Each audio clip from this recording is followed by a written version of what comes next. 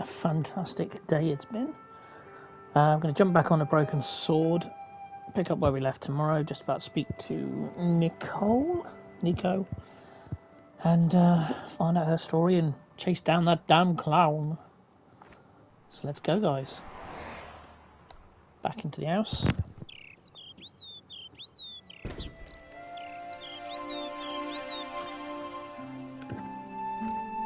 Hi, it's me again. So I see.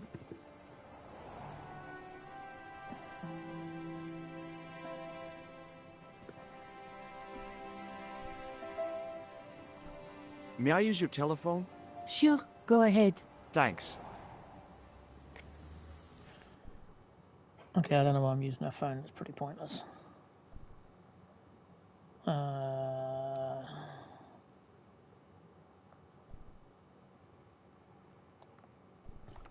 Call him because I can't seem to go back. Hello? Who is this?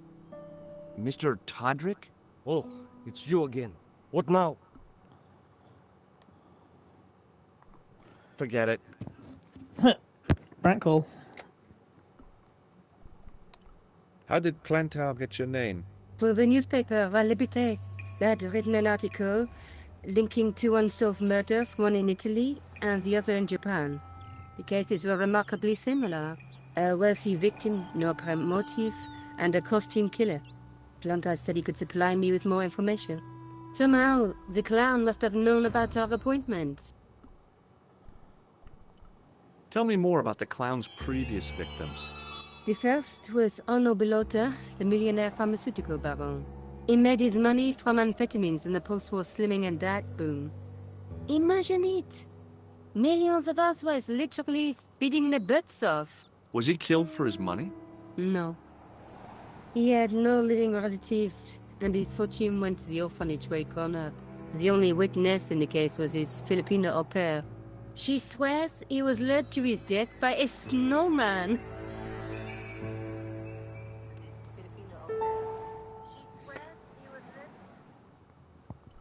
What about the clown's second victim? Yamada, the controversial Japanese green politician. He inherited his fortune from his father's electrochemical consortium. He was committed to dismantling Japan's automobile industry. I can't see him gaining much support with a loony policy like that. Yamada was a man of vision. He was years ahead of his time. If you say so. How did he die? At the hands, or should I say, flippers, of a giant emperor penguin. Yeah, that would be... A snowman, a penguin, and now a clown. You know, I hate to admit it, but this is scary. And I'll tell you what, I won't be accepting any invitations to costume parties. I don't blame you for being scared. I am too. But this story could be my only chance of a big break. Or a premature death. Rosso didn't blink when I told him about the clown. It's as if he already knew. That is typical of a cold fish like Rosso. I've seen cheeseburgers with more spunk. I found a piece of material near the cafe.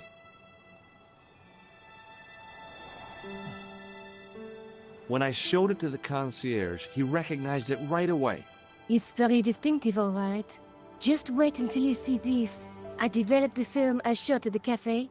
Here, George, it's an enlargement I made. Look what that guy's wearing. Checkered pants. The same material as I found in the sewer. That's right. This guy shouldn't be difficult to find. Oh no? Take a close look at his left cheek. A scar. In the shape of a horseshoe. Oh, a crescent moon.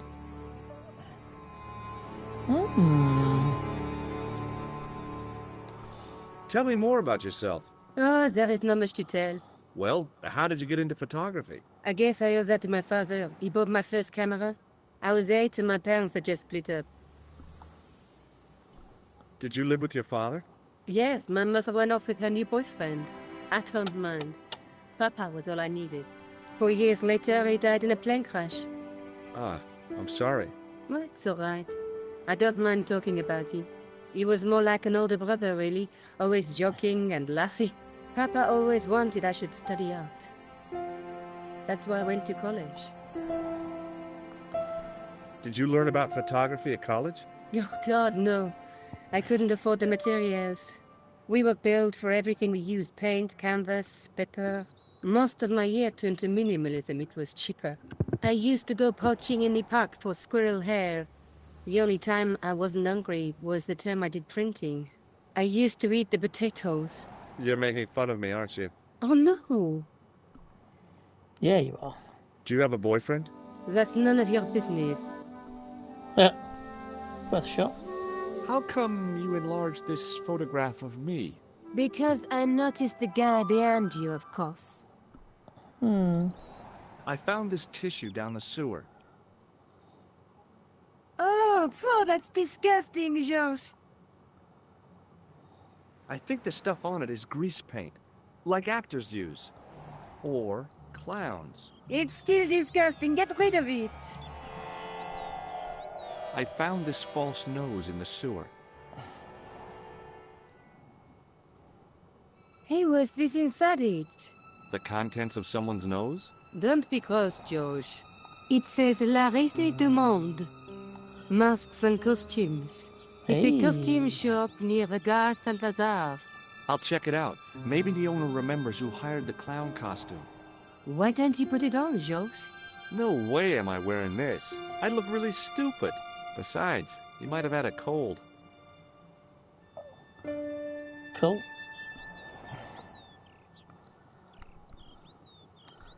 May I use your telephone? Sure, go ahead. Thanks.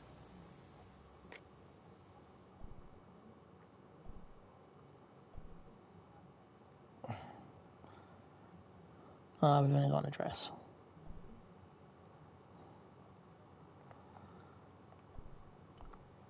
Right. I'm going back out to search for that clown. Where? Well, I guess I could visit the costume shop. Good idea.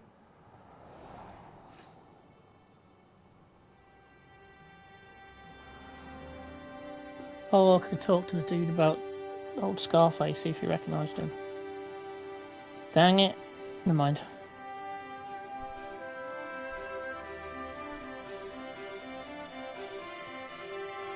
Off you guys, Judge.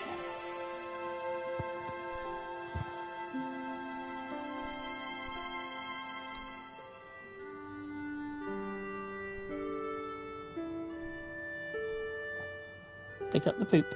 As my fingers closed on the plastic novelty, I realized my mistake.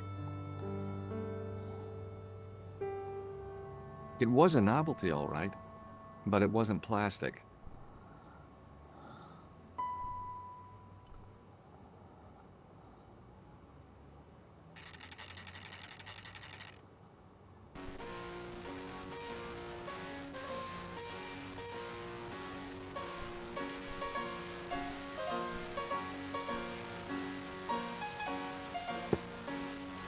I gave the dummy Puro a tentative prod, but it didn't move.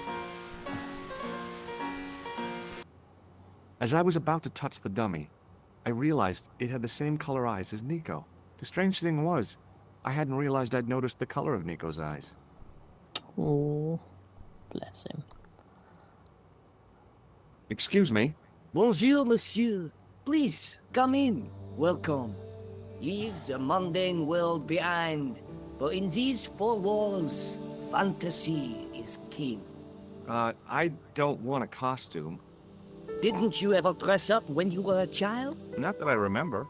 Incredible. You'll be telling me next that you never shared your elder sister's lingerie. I don't have a sister, and I think I'd look pretty silly in a brassiere. I just need some information. Of course. How can I help you? Have you heard of a man named Plantile? I do not recall anyone of that name. I'm looking for a man who hired a clown costume from you. Oui, monsieur. I do not see how I can help. Don't you keep a record of costumes that you've rented out? Of course, monsieur, but... Well, then I'd like to check your records. Give me the names of everyone who's rented a clown suit. Impossible. There are too many. Do you recognize this man? Here we go. Oui, He was here this morning. Are you sure this is the man who bought grease paint? Oui, monsieur. Don't remember asking about grease paint, but sure. The clown I'm looking for is a cold-blooded killer. Give me his name, and I'll see he's brought to justice. I'd help you if I could, but you can't expect me to remember all my customers. You see, the clown costume is our most popular line, monsieur. On average, we hire out more than 30 clown suits a week. You'll have to give me more to go by. A description, perhaps? How come clowns are so popular? I think it has something to do with their unpredictable nature. Personally, I think clowns should be banned, along with mimes. Oh, come now. Who doesn't love clowns? Me, for one. Right. Do you want this red nose back? Not after it's been worn, thank you. Does this dirty tissue mean anything to you? Let me smell that. See? Weirdo. Festheimer's number 7 white pancake. Theatrical grease paint, right? Oui, monsieur. La crème de la crème of Thespian accoutrement. Have you sold any of it recently? Yes, 2 cans. Are you sure this is the man who bought grease paint? Oui, monsieur. He chose 2 costumes. Bozo the clown and Seamus the pixie. A pixie? Very smart. Green silk with a taffeta lining. He gave me his name as Monsieur Khan. Come. Are you sure this is the same man who hired the Oh, clown come on. suit? Certainement, Monsieur Khan. About this tissue. I have already given you my professional opinion. Okay. Thanks for your help, buddy. My pleasure, monsieur. Allow me to shake you by the hand. Huh? Well, okay.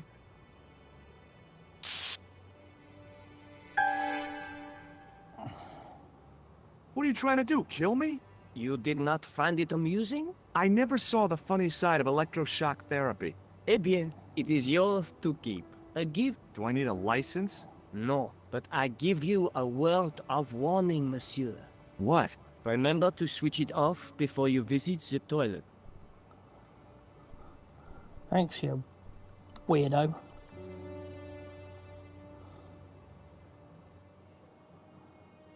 Right. Cafe. Let's go to see the policeman's.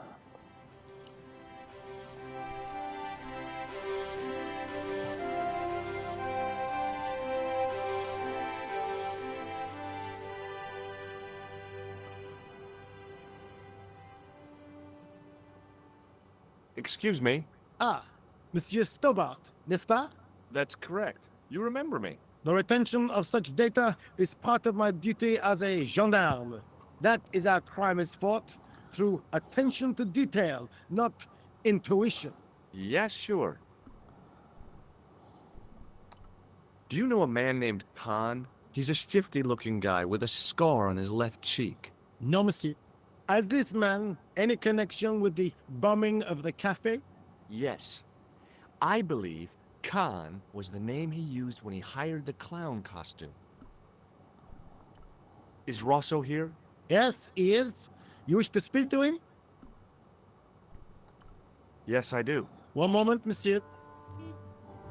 Un momento, monsieur. Stobart is here to see you, monsieur. Did he say what it was about? No, monsieur. Very well.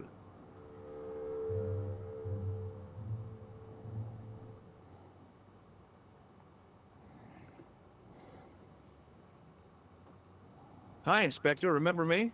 But of course, Mr. Stobart. My mind is a well-ordered faculty. A mental classification system that's the envy of the Bibliothèque Nationale. No tricks, mark you, monsieur. Just exercise. Just as our muscles waste through inactivity, so our minds decay. All right. But there is no need.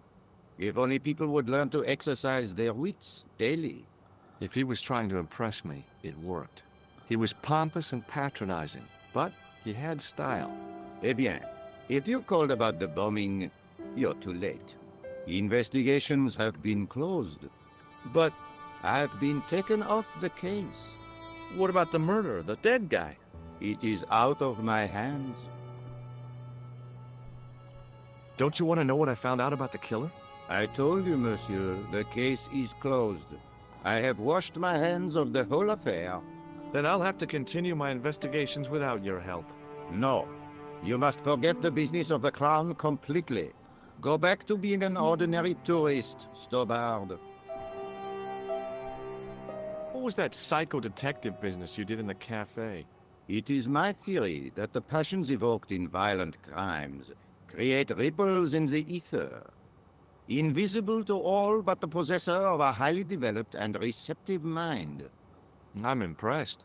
Can you bend spoons, too?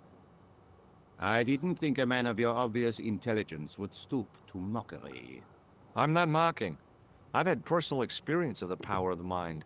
I used to get ignored at parties, until I read a book that changed my life. Really? What was it called? Hypnotism for Fun and Profit. He looked at me as if I'd farted at a funeral. The power of mesmerism is a rare gift, not a party trick. You're not gonna try any of that psychic interrogation on me, are you? Do you find the thought of my probing distasteful? Let's just say I'd rather you didn't. I've got more doubts than doubting Thomas when it comes to mysticism. Too bad. I think you would make an interesting subject under controlled regression. The day I let anyone mess with my mind hasn't dawned yet. Did you find out the ID of the guy who was killed in the explosion? I already knew who he was. I heard that the bomb victim's name was Plantow. Your sources are reliable. He was a big shot at the Treasury, wasn't he? Maybe that's why you've been taken off the case. I'm sorry, monsieur. I cannot comment. Do you recognize the man in this photograph? No. It's the face of a killer. The man who bombed the cafe? The photograph was taken soon after the explosion. He'd escaped through the sewers, leaving a trail of clues behind it. Circumstantial evidence, Stobard. None of it proves a thing. Would you care to shake my hand, Inspector? Please don't be offended if I decline your offer, Stobard. The palms of my hands are particularly sensitive. So long, Inspector.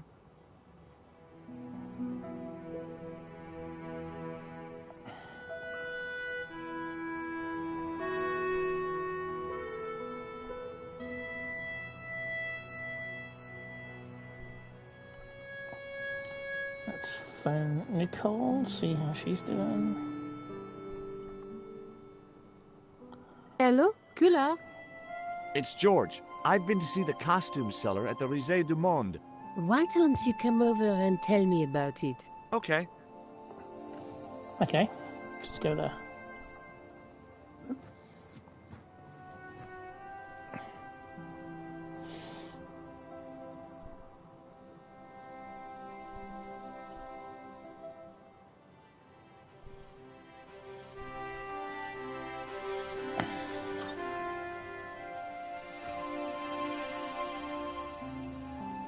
Salut, George.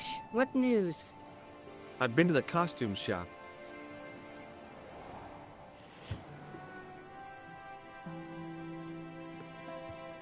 Give, I like it. What are you supposed to be? I didn't hire a costume. These are my clothes, and you know it. Did you ask about the clown? Yeah. He used the name Khan. He hired 2 costumes, the clown and a pixie. Then we're one jump ahead of him. How do you make that out? He probably plans to use the pixie suit next time he kills. Oh, God, don't let it be me. I don't deserve to die at the hands of a pixie. Don't be silly, George. That won't happen. Oh, no? No. Because every time you see a pixie, you're going to run like hell. What are you doing to help trace the killer clown? Research, George. Yeah? You have a copy of the clown's yearbook? I have a telephone and lots of contacts. Oh, well, did you find anything useful? Not yet. I'm employing my first and most useful weapon. What's that? Patience. Oh, I've heard of that. Isn't it a substitute for decisive thinking? Ooh.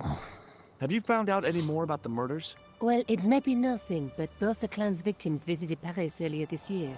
When? The second week of July. They were both here at the same time. Did they meet? I don't know, but I can't imagine it was coincidence. May I use your telephone? Sure, go ahead. Thanks. Right, maybe I got some information from Todrick.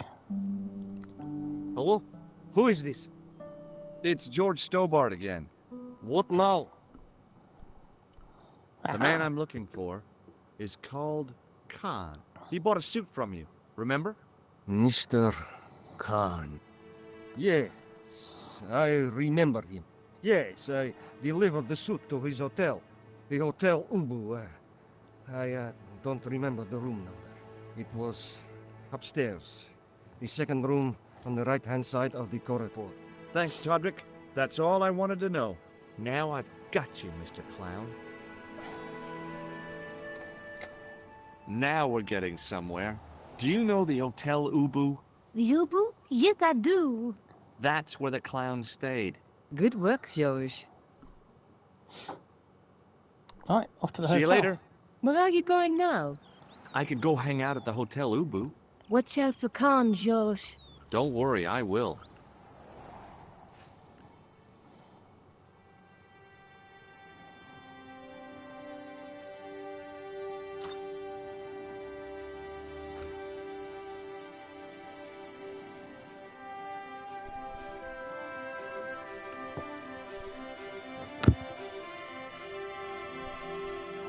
I'm going all over Paris today.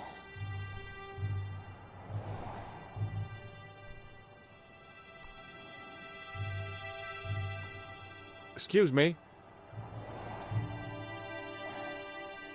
Yeah?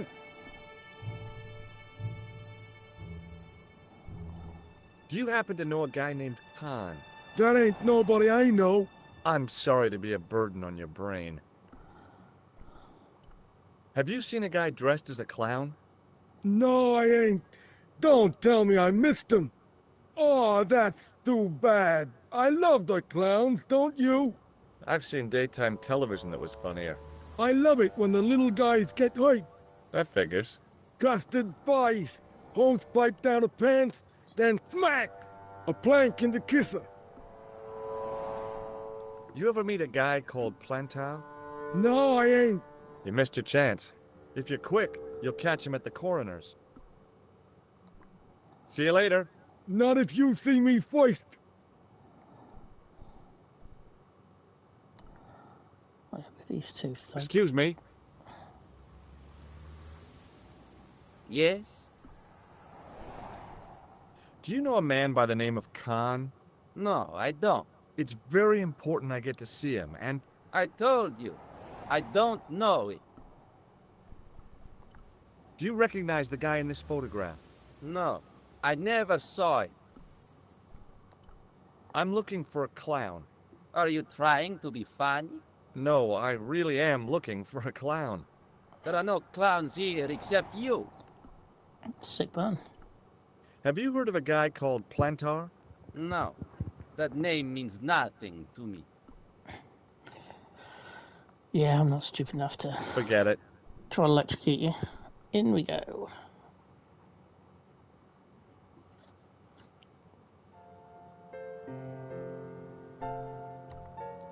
Let's talk to the yonder professor. Excuse me, didn't I see your picture in the news? You're that Nobel Prize winner from some unpronounceable Eastern European state. Yes, that is me, in person. I don't want to worry you, but have you had any threats on your life? You know, mysterious phone calls, letters made up of headlines cut from the newspaper. I don't know what you're talking about. Have you seen a clown? I beg your pardon? The clown. A guy in funny pants. Have you seen him? My pants are from England. Marks and Spencer. They are a pleasure and a comfort to wear, with much support. I'm real glad to hear that. You know, it's good to know you Nobel Prize winners are human too.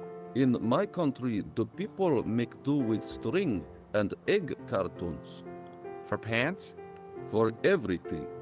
Oppression is the mother of ingenuity. Do you know a guy called Plantow? I don't know anybody in Paris. Oh, well, this guy's dead anyhow. Why do you ask me about dead men? I have seen enough of death to last me a lifetime. I'm, sure you have. Do you recognize this man? He calls himself Khan. Yes, I know this man. Why do you carry his photograph? I'm a private detective. What's your interest in Khan? He is an enemy of my people. You know he's a killer.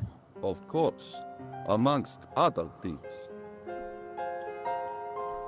Would you help me investigate Khan? That is not possible. My instructions are to observe. I cannot jeopardize my position as an honored guest of this country's government.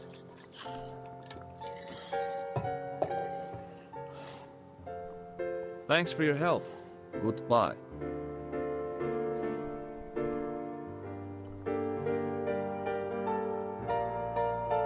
Oh, Mr. Snooty Concierge.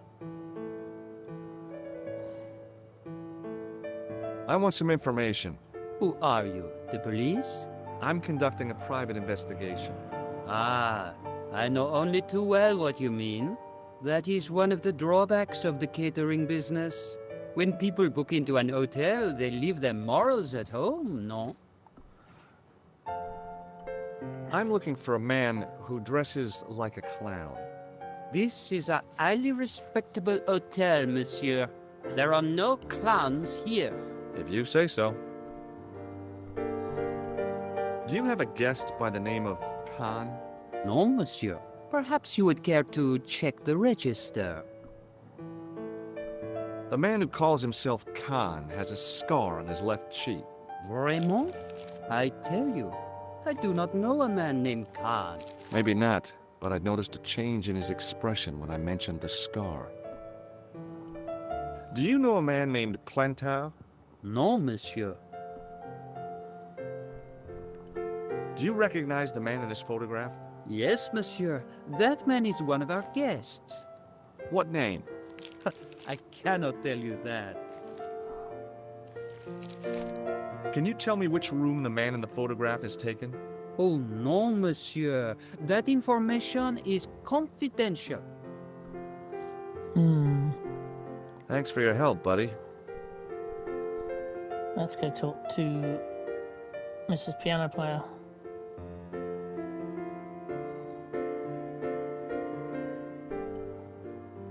Hi there, ma'am. Well, hello.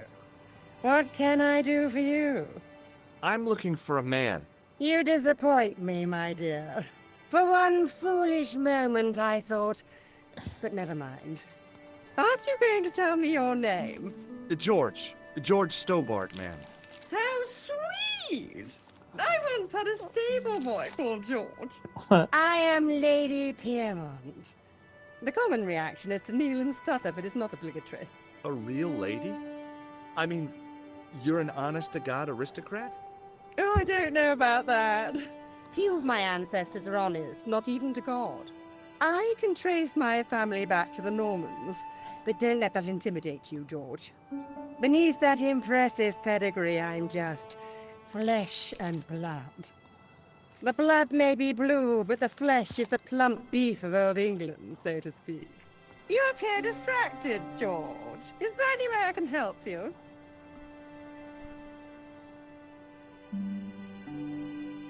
Let's find out. Are you here in Paris on vacation? No, darling, I'm on holiday. I needed to get away after Algy's funeral. I didn't realize you were mourning the loss of a loved one. I'm not. He was my husband. Boom. I'm sorry to hear about your husband's death. You wouldn't be if you knew him, my dear. It gave me the opportunity to take a well-deserved holiday. Daphne suggested a change of scenery. Paris, she said. The wild romance is just what you need to take your mind off the inquest. Well, the closest I came to romance was being wooed by a drunken Breton chef. I must say I was disappointed with his coq au vin. Not at all what I was expecting. I was thinking of cutting my holiday short, packing my bags and heading back to Hempstead. That was until last night. What happened to you last night? I was stricken, Mr. Stobart. Cupid's arrow has cleft my bosom. They couldn't really miss. It was just as I'd always imagined it should be. The intimacy of candlelight. Romantic music tinkling across the room. And then, a stranger's glance. Those brooding eyes, that suave manner, those tight trousers. He was the man I'd been waiting for all my life. I'm glad he finally turned up after all these years. Ah, but it wasn't to be. He was merely toying with my affections. And if I ever catch up with him, he's dead. Who was the guy who led you on? His name is Merlin. I'm looking for a murderer. Good heavens! You're a private detective. That's correct, ma'am. What's the term you Americans use? It's on the tip of my tongue. I believe what you're thinking of is Dick. Precisely. Have you come across a man who calls himself Khan? I am familiar with only one person named Khan. Genghis Khan, the legendary Mongol barbarian chieftain? No, darling. Kevin. Kevin Khan? I never heard of him. I'd be most surprised if you had, darling. He's a pharmacist in Hempstead. Organizes fundraising for the Rotarians. Lovely man. Does he have a scar on his cheek? I really wouldn't know, sweetie. Did you know there's a gangster out front? What makes you think he's a gangster? The Italian suit and the bulge in his pocket? I know plenty of men with Italian suits and bulges in their pockets. That doesn't necessarily make them gangsters. Do you recognize the man in this photograph? My God, it's him! That's Merlin! She represented everything I loved about the English. The lady was totally deranged. Merlin? You mean King Arthur's wizard? Good heavens, no! Monsieur Merlin is a fellow guest. He's the man I've been telling you about. That's the man who spurned me. The man you know as Merlin is a fake. What do you mean, sweetie? He's a murderer. He also uses the name Khan. I am shocked, Mr. Stobart. Shaken. I took him to be a gentleman, a man of honor. Do you know, I'd rather like to assist you in stitching him up. When did you last see Merlin? It was no more than an hour ago. He came downstairs and spoke to that clerk chappie. Something passed hands. I couldn't see what exactly. A briefcase? No, smaller than that. A bundle of papers, perhaps. The clerk put it in the hotel safe and Merlin went out. Are you sure you saw Merlin putting documents in the safe? Yes, darling, positive. I wonder what they were. Obviously something of great importance. Yeah. I'd sure like to get my hands on whatever it is. I'll bet they had something to do with Plantow's briefcase. Has Merlin returned to the hotel? No, he hasn't. Are you going to search his room? If I could get in there, I would. I have to go, ma'am.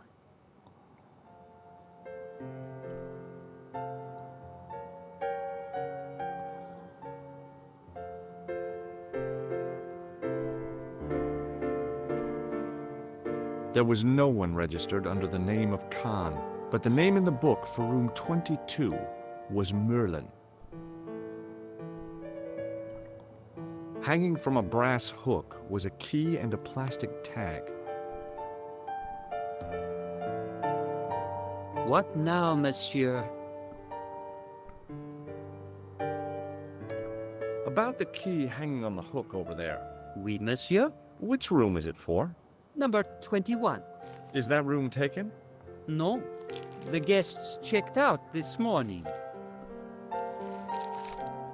I'd like to check into room 21. That is not possible. How come? You said it was vacant. It is reserved for another guest. Rats. No, monsieur. Dutch. Boom. I'd like to retrieve something from your safe. Ah, oui, monsieur. May I see some form of identification? Like what? A driving license, perhaps? I don't drive. Your passport? I don't have it with me. I could show you my operation scar. I'm sorry, monsieur. I must have some form of unique ID. You won't find a more unique ID than my scar. I'm sorry. I must insist on a more traditional identification. Rats. Right. Thanks for your help, buddy. I wonder if old British lady will help me. Now we've got some more I figured the lady at the keys wouldn't appreciate a duet with a musical illiterate like me. Lady Piedmont. Hi, ma'am. Hello, George. What can I do for you now? Would you distract the clerk while I borrow a key? Are you asking me to aid you in a criminal act, darling? Oh, no. It's the key to an empty room. And why, may I ask, do you wish to gain access to an empty room? Do you plan to squat? No, ma'am. The Scouts honor?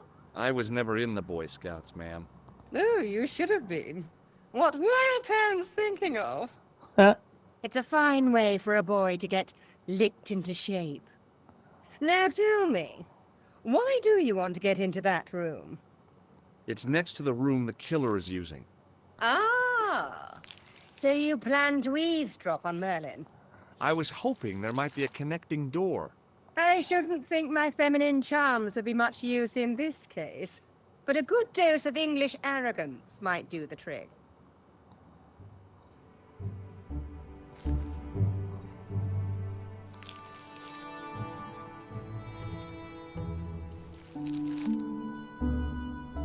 I say, you there, flunky? Oui, madame. Listen carefully. You do understand English, don't you? But of course, madame. Good. I wish to deposit some jewelry for safekeeping. I understand. Are you quite certain? Oh, bien sûr, madame. Over to you, my dear.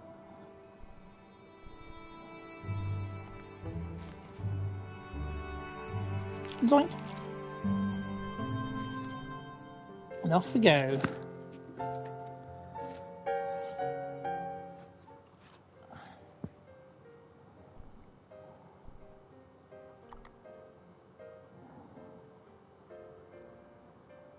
The sign on the door read 22. If the tailor's description was correct, this was the killer's room. So let's assume this is 21 then. The door was locked.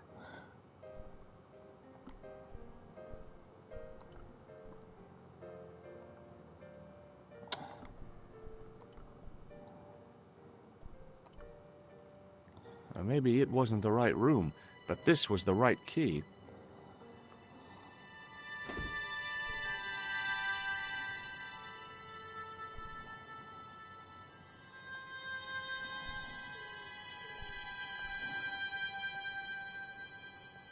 So a little goosey gander at the cabinet. This is... Oh, wardrobe as well. The cabinet was empty, but it smelled of onions. No kidding, it really did.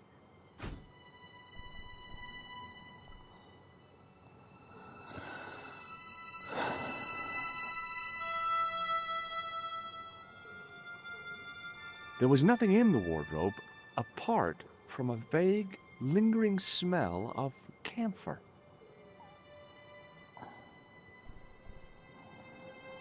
Let's kind of interact with that cabinet. Ooh. Let's interact with yonder window.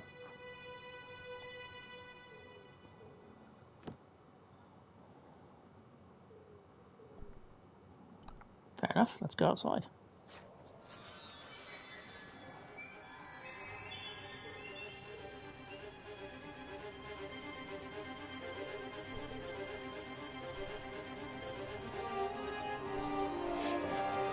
Oh, he's left his window open. Sneaky, sneaky.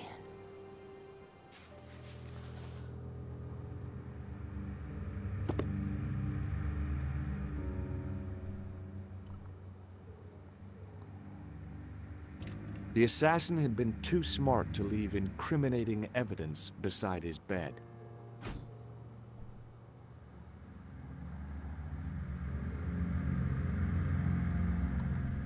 Wardrobe it is.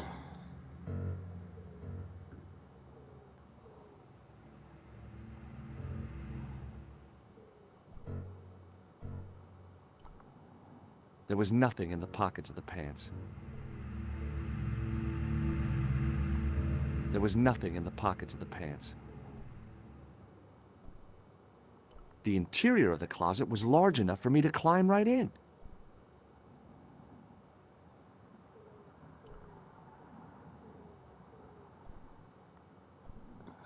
Briefcase.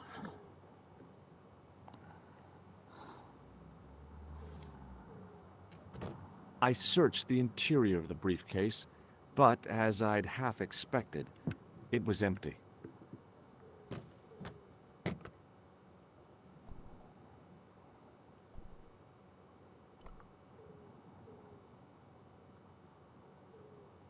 The bed was freshly made, and the crisp white sheets told me nothing about the killer's habits.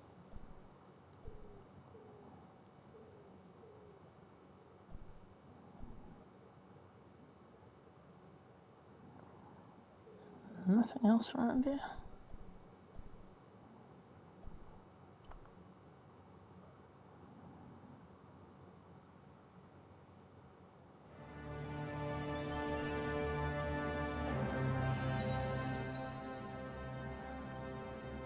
I had the kind of feeling in my stomach that would usually send me running to the bathroom.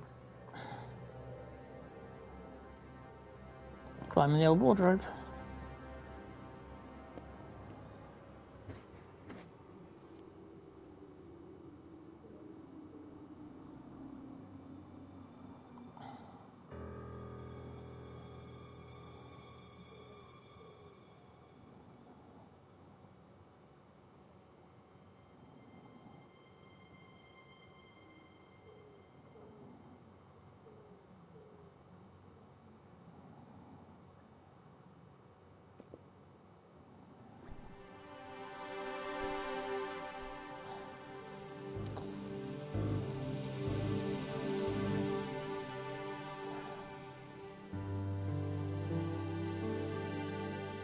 I couldn't believe my luck when I found 2 items in the pockets of the pants. The first was an ordinary matchbook. No matches, no clues. The second was a pass card which read, Thomas Merlin, Gruber Electronics Corporation. There was nothing else in the pockets of the killer's pants.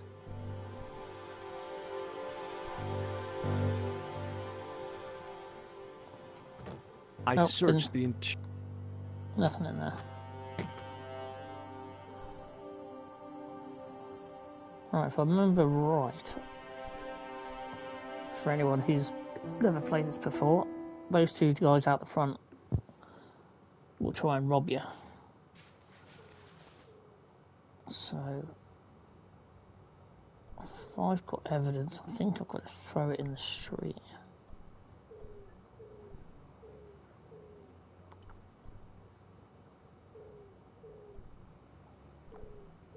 I resisted a childish desire to toss things from a height.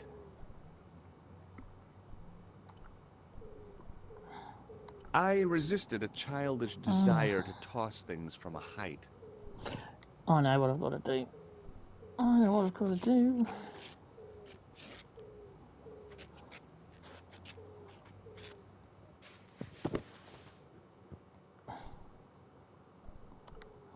Got to use the ID to get whatever it was in the safe, and then drop the stuff from the safe out the window. I think.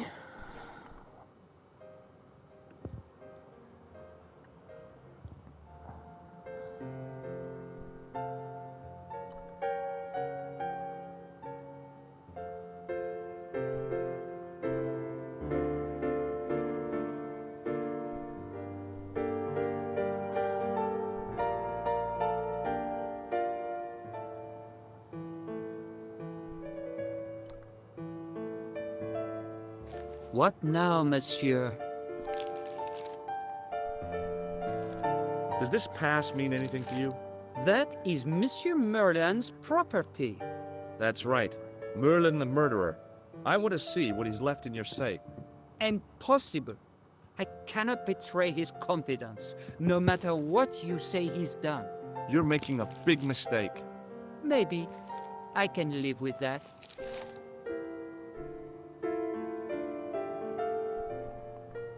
Thanks for your help, buddy.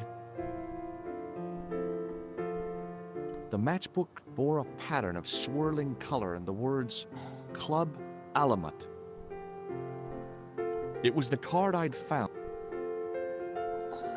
Right.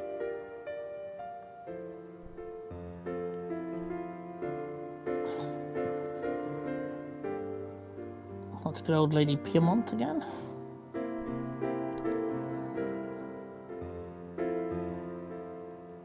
Hi, ma'am. Hello, George. What can I do for you now?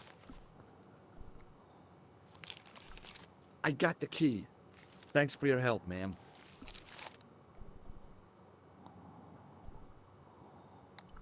I found this pass in Merlin's room. So, that deceitful little man is passing himself off as an electrician, is he? Uh-huh. This guy probably has a million faces. I showed the pass to the clerk, hoping he'd give me Merlin's papers, but he wouldn't buy it. He's too scared. I'll give him something to be scared of. Follow me, George.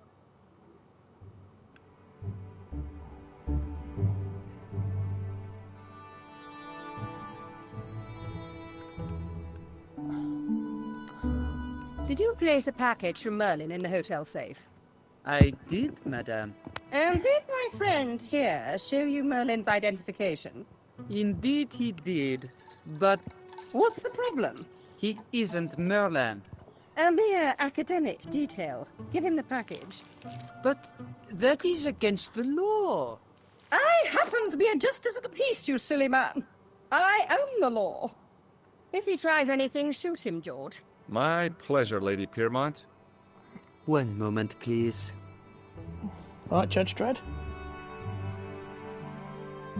You know, I haven't enjoyed myself this much since Greenham Common. I don't know what I would have done without you, Lady Piermont.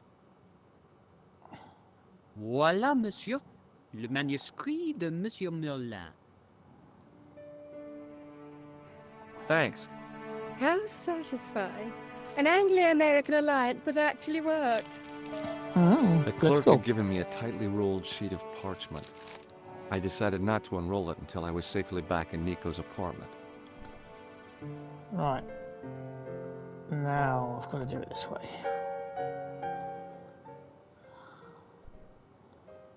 For some reason, I think I get shot. The door was locked. Oh, for calm.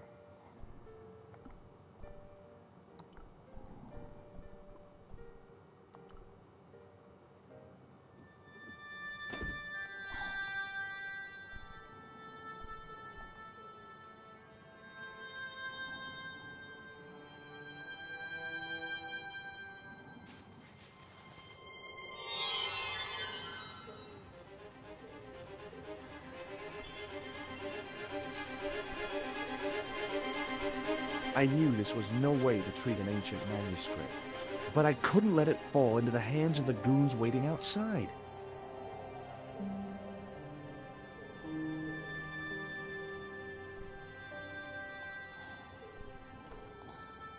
Back in we go.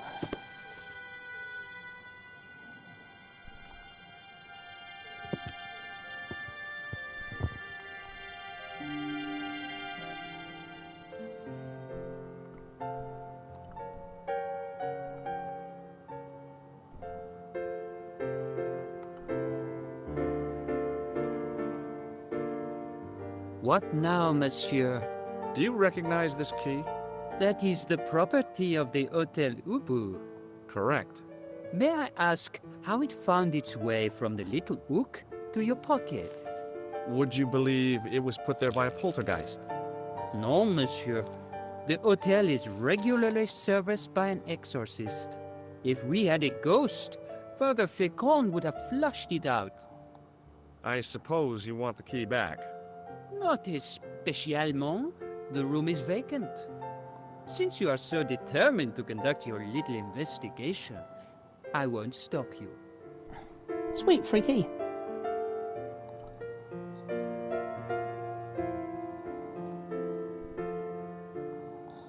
Alright, let's get out and go and get that manuscript.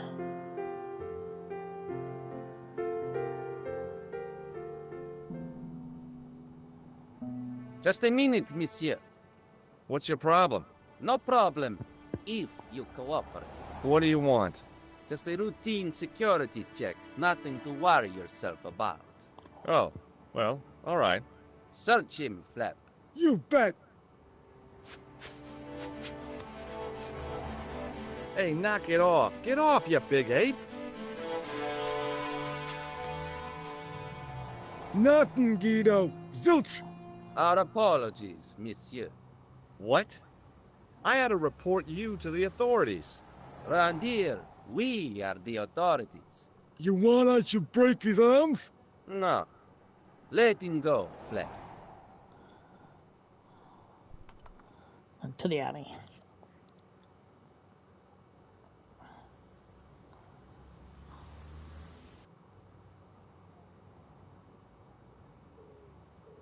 If the manuscript was what Flap and Guido were after, they were going to be disappointed. I couldn't wait to get back to Nico's apartment and check it out.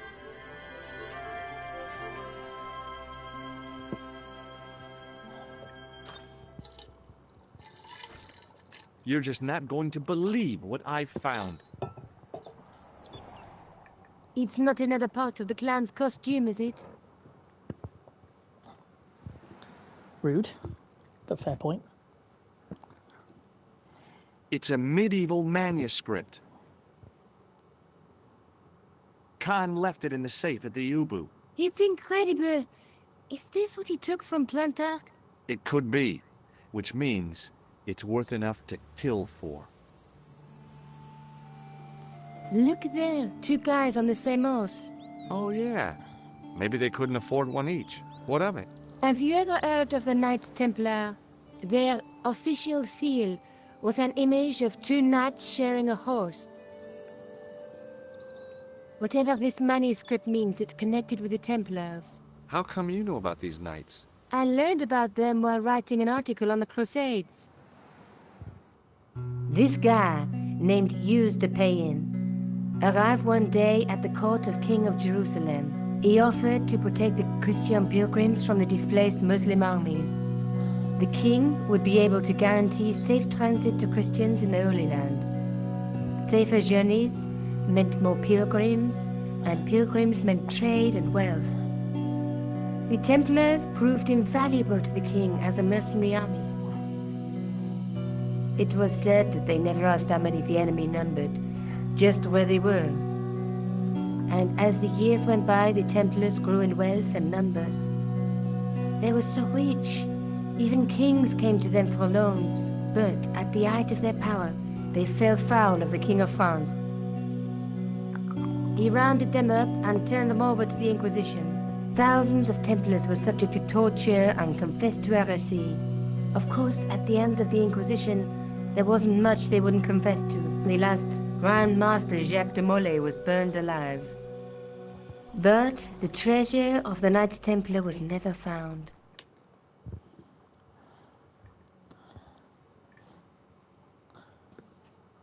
Jeez.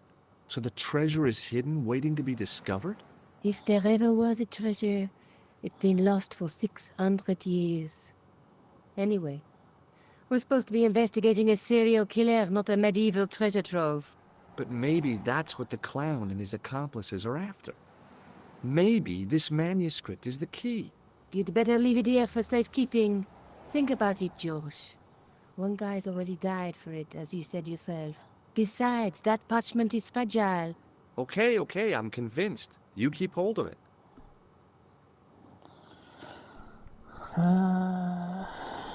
I found this in the killer's room. What is it, a credit card? ID. Thomas Merlin, of the Gruber Electronics Corporation. Never heard of him, or the company. I found this matchbook in the killer's hotel room. It's from the Club Alamut. Never heard of it. Is there anything written inside it? No, what were you expecting? If this was a movie, there'd be a clue. A name or an address. That's no use. There aren't even any matches in it. Oh well, I'll keep it as a souvenir. I found Plantow's briefcase in the killer's hotel room. It was empty, of course. Let's take another look at the manuscript. Let's face it, we need help, George. Someone who knows about these things. Who do you suggest? Indiana Jones? I know a guy who specializes in medieval studies. His name is Lobino. Huh. Some stuffy old fossil who gets horny over ancient relics, I suppose. So worried. Andre isn't the stereotypical professor you have in mind. Where can I find this Lobino guy?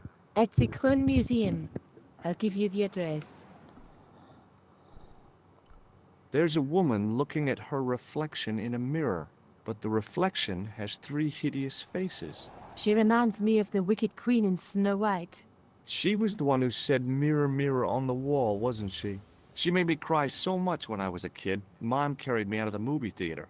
She didn't frighten me in the least. Like I said, I was only a kid. I didn't like the crocodile in Peter Pan either.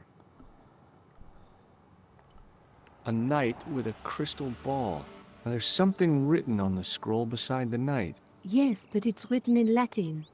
Per disciplinam mea lux videbis. By my teachings, you will see the light. You speak Latin? Where did you learn a trick like that? A trick? I studied law, okay? I can read Latin. My, you're touchy. Tell me that again. Through my teachings, you will be enlightened. There's a guy working on a loom. He's weaving a carpet or a tapestry. Or a duvet cover. It's a clue to a place, I reckon. Somewhere famed for weaving and ships. Where folk live in barrels? It beats copper boxes. There's a guy with a sword and a bull. The only mythological bull I know of is the Minotaur, but he was only half bull. I don't think I'd like to be half a bull, even if it was the bottom half. What's that object between them? It looks like a gem on top of a tripod. Alright, let's go see Lobino. The annoying... Maybe I'll check out the Kroon Museum. I'm sure you'll find it useful, George.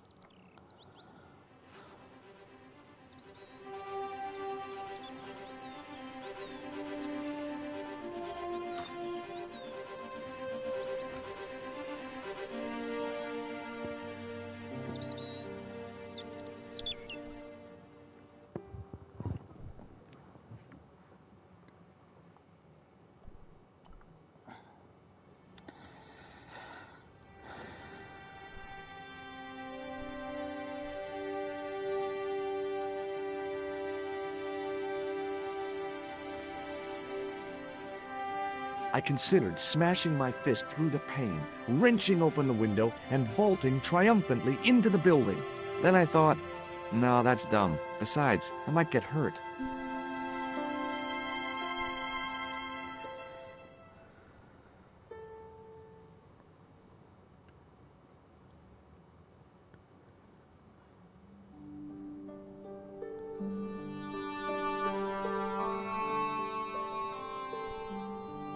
All right, Frenchman. Pardon me. Oui, monsieur? Are you Labino? Oh, no. Fancy you mistaking me for him. No. I am the deputy custodian. But Labino does work here. Work? I wouldn't go so far as to call it that. He studies here most days, but as you can see for yourself, not today.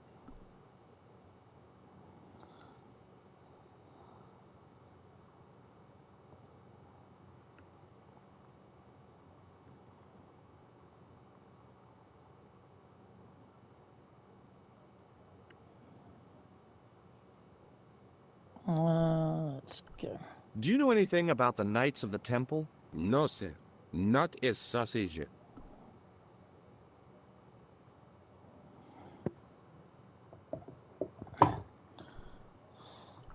Do you know anything about medieval manuscripts? Not me, monsieur. I am no scholar. Although people often mistake me for one. It is the uniform, I guess. They see the clothes. They are impressed. And they ask you to park their cars? They ask me to park the... No, no, no. They assume I am an authority on the exhibits in my care. Whereas you know next to nothing about history. Of course not. All I am saying is, I am no scholar. Not like Monsieur Lobineau. Thanks for your help.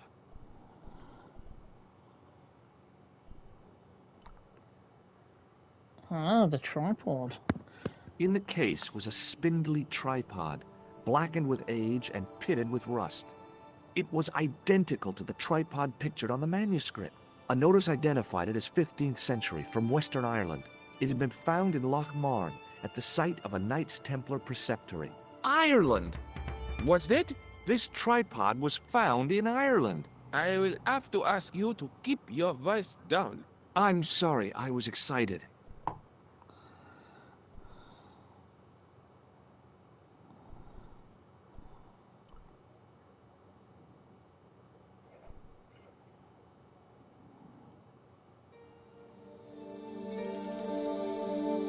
Leave it alone.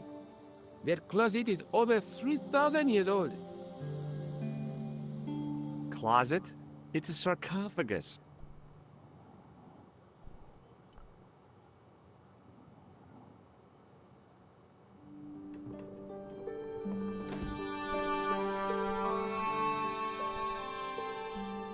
Touching an object as rare and beautiful as that would have been the act of a barbarian.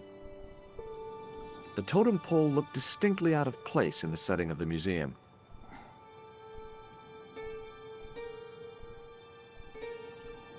It was a large brass urn.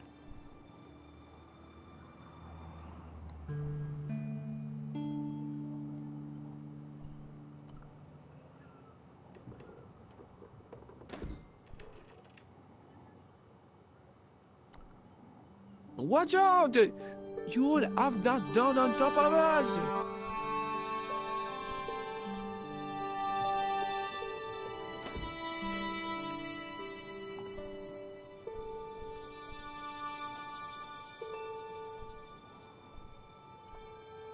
Watch out! You'll have that down on top of us!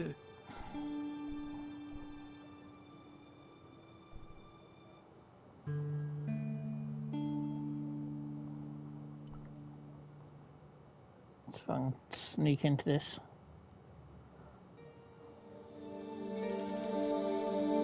Don't even think of climbing in there, monsieur. You'll be suffocated. I always wondered how it felt to be a mummy. One more time. Watch out! You'll have that down on top of us! Oh, hello, what's this? I was no desecrator of tombs. Alright.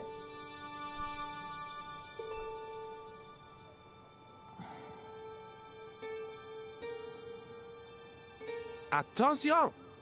Please do not open the window, monsieur. Don't you think it's kind of stuffy in here?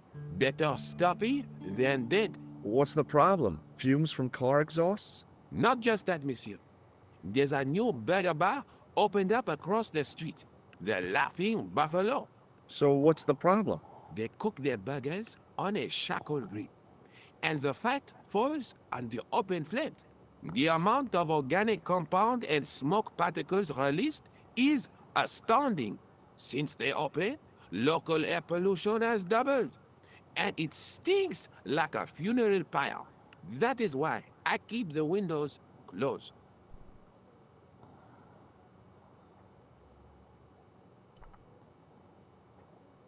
The rod turned smoothly, and the window above me opened.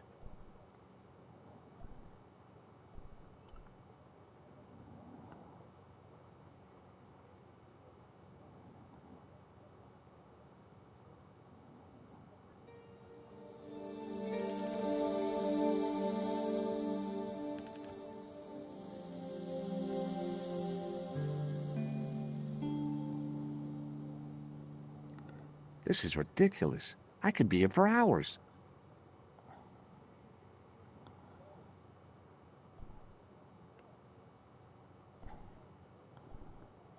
Right.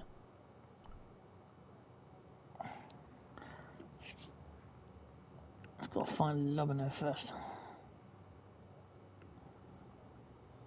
The tripod was definitely the one on the manuscript. The Templar connection confirmed it. I was tempted to go to Ireland to check it out. Did you go to Ireland yet?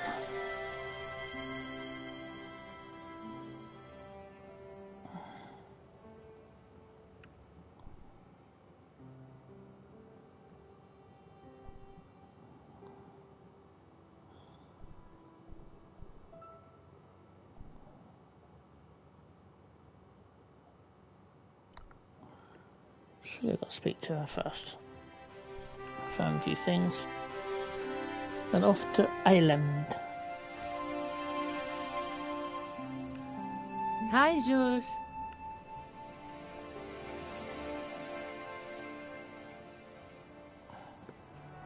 I found the tripod. Where? In the museum. It belonged to the Templars. It was dug up in Ireland at a place called Loch Marne. I have heard of Loch Marne. I read an article about the castle. Take a look for yourself.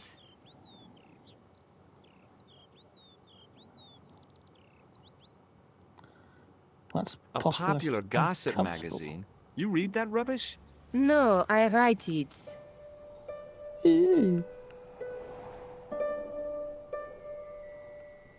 Professor Nigel Pegram, excavating the medieval castle at Loch Marne. That's strange. What? He resigned his chair at Durham University in order to devote his time to the excavation. Not only that, but he canceled the filming of the 4th series of his popular television program.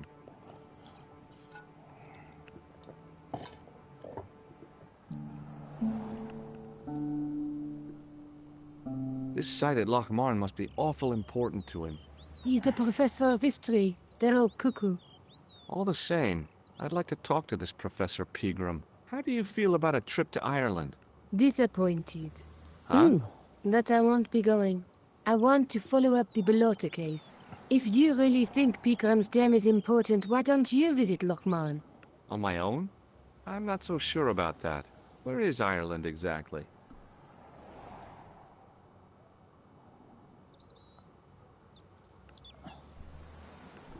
What do you know about Professor Pegram?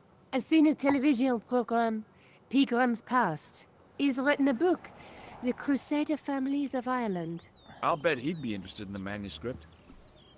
Right. I'll see you later. Okay. Keep me informed if you find anything new. Alright, off to Ireland then, I think.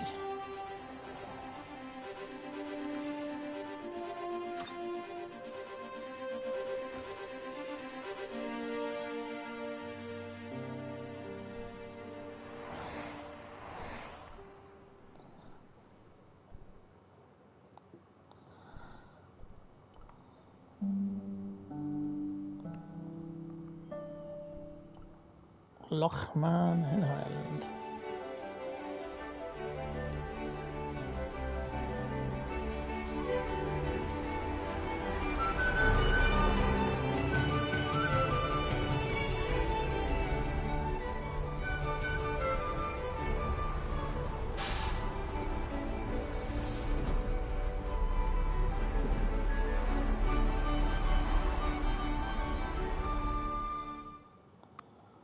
Several hours later, I arrived in Ireland, the Emerald Isle.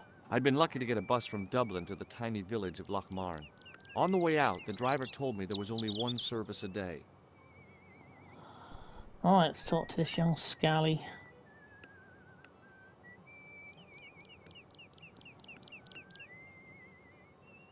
Hi there. What? What's your name, kid? Who are you calling kid? Who the hell are you? Rosso's the name. Murder's my game. Are you a detective? Let's just say I'm here to find the truth. Cool. Just like on the telly. Cut the crap and tell me your name. Liam McGuire. What are you doing hanging around the bar, McGuire? I'm on the run from me dad. Why? Did you do something bad? I ain't done nothing, boss. You can tell me, kid. Is it your dad? Oh, sir. He drinks every last penny down his evil throat. And there's me poor old mother, bedridden and dying of presumption. I tried to buy her medicine. Chopped firewood for Father Mahoney till me fingers bled. The old skinflint cheated me too. But I took the pennies he gave me back home. Look, Ma, says I, see what your darling son has earned with his own sweat and blood, when suddenly me dad appears and grabs the loot. I'm off to Dublin heavy drinking, says he. Watch out till I get back. That's why I runned away. Something in the grin on his face told me he wasn't being strictly truthful. Compared to him, Huckleberry Finn was a candidate for Altar Boy of the Year. Do you know a man called Pegram? Can you describe him like on the telly in the cock shows? He's an English archaeologist. I know the man you mean if he's the one. Can you tell me where I'd find Pegram? No, I can't, 'cause he's not here now, but if I sees him, I'll ask him. Do you know what Pegram was doing in the castle? Digging for buried treasure. Jewels and gold and skeletons, like in the films. Do you know anything about Pegram's dig? He wouldn't let me anywhere near it. I offered to help, but he chased me off. I didn't want to see his smelly old hole anyhow. Did anyone from the village work at the dig? Pegram brought some students and bums with him. He reckoned no one in Lochmarn would know what to look for. The only local guy who worked for him was Sean Fitzgerald. What does this Fitzgerald guy look like? Big head, big ears, and face irons. What? You know, spectators, glasses. He's blind as a bat without him. What can you tell me about the castle, McGuire? What do you want to know? Well, can I get inside? No, it's locked up. Does anyone live there? No, only... What?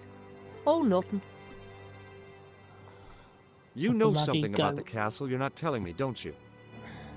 No. What is it you're covering up? Is it something you're scared of? I ain't scared of nothing. I'll give you one last chance to tell me about the castle. Oh, yeah? And what if I don't? Then I'm taking you back to school. Oh. There's a ghost. It's called the Phantom of Lochmarn. You're not telling me you believe in ghosts, are you? Mister, I seen it with me very own eyes.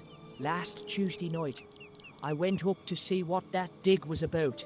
I just reached the top of the wall when I hears this awful noise. What sort of noise? A horrible snuffling and snorting, like O'Brien's pig, only worse. It was coming from inside the castle. Did you find out what was making the noise in the castle? No fear. I just sat there on the wall like Humpty Dumpty. The moon was cracked and greasy like an old dinner plate. The yard was full of shadows. I could have been hiding anything. I would have gone home, but my legs had lost their stuffing. Did you get to see the ghost? Indeed I did.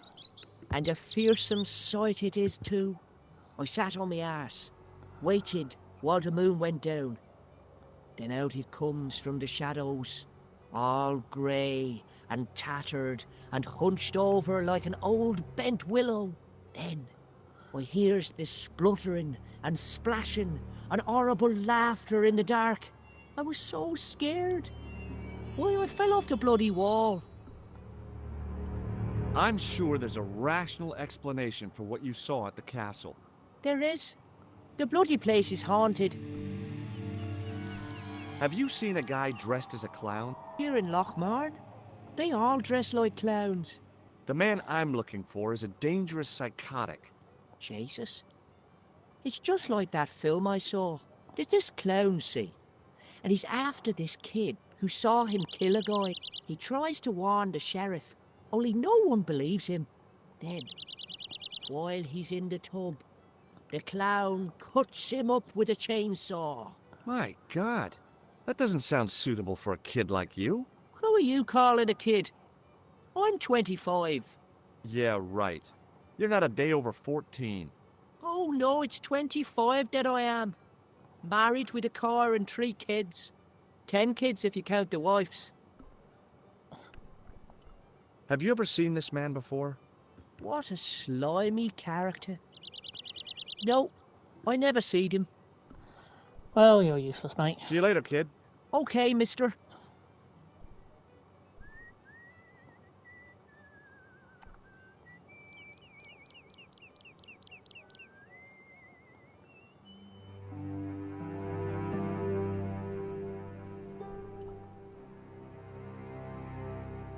Hi, do you speak English? Well, now, what if I was to say no?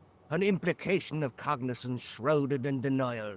A pretty poser of a paradox indeed. I gave him the look I'd perfected when I was 12 and was going to be the greatest hypnotist of all time. It was a killer. Are you attempting to hypnotize me, or is it the constipation you're suffering?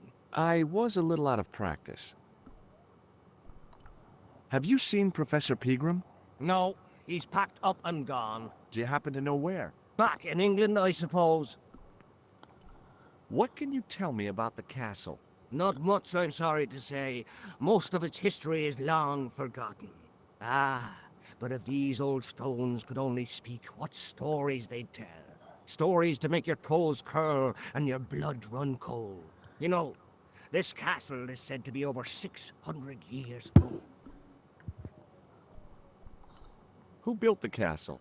Mad Phelan, the first lord of Lochmarn. Well, I say lord, but actually he was little more than a village chieftain. He built his castle from the remains of the Templar Preceptory. Where was the site of the Templar Preceptory? Right here, on Temple Hill. Phelan built right on top of the old wall.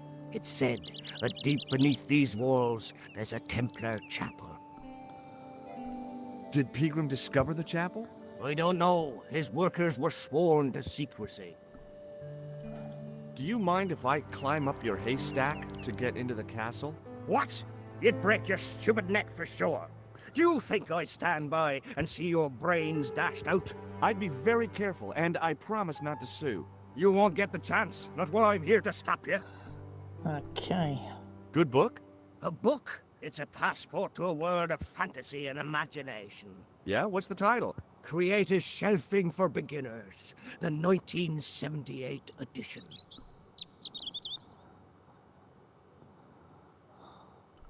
What's so cool about home improvement? There's nothing like it. The resinous autumnal aroma of seasoned wood, the rhythmic rasp of the plane. Ah, no wonder our Lord came to earth as the son of a humble carpenter. I bet he was a wizard with a chisel and a length or two before.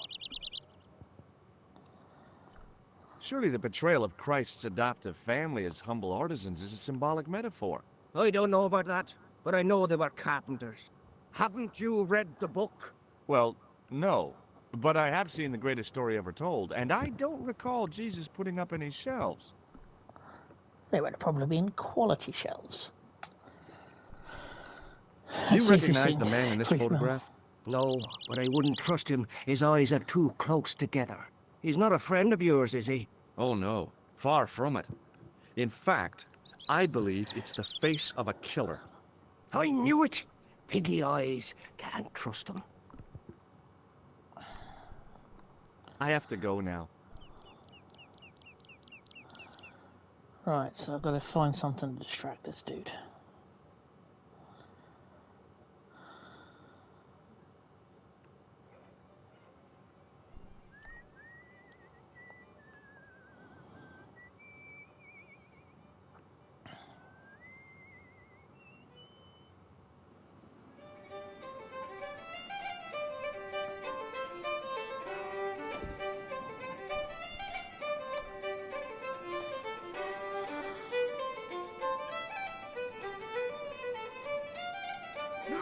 Mr. Fitzgerald?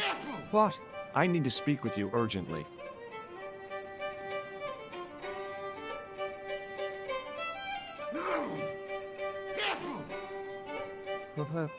What's the problem? Can I get you another drink? Oh, no, thank you. I shouldn't be drinking at all. I'm on tablets for my nerves. More than a pint and I'll pass out. Did you work at Professor Peagram's dig? What gave you that idea? McGuire says you did. You don't believe that damned hooligan, do you? Why not? His probation officer could tell you a tale or two. Have you heard about the gem which Peagram found? I heard a rumor, but you can't believe everything you hear or see, can you? Where can I find Professor Peagram? I heard he's gone fishing. I don't know where. What can you tell me about the castle? There's nothing there. Just an old ruin. How old? I really couldn't tell you. Have you ever explored the castle yourself? I used to play there sometimes, when I was a kid. Then one of the little ones fell off the wall, broke his head and died. We didn't go there anymore. You haven't been up there recently? No. Do you recognize the man in this photograph? No. At least I don't think so. Look closely. He has a scar on his face. No, I'm sure I don't know him. Check out this pass. Yeah. It's yours, is it? Not exactly. Do you recognize the name? Thomas Merlin? No. Never heard of him. Does this matchbook mean anything to you? No. See you later.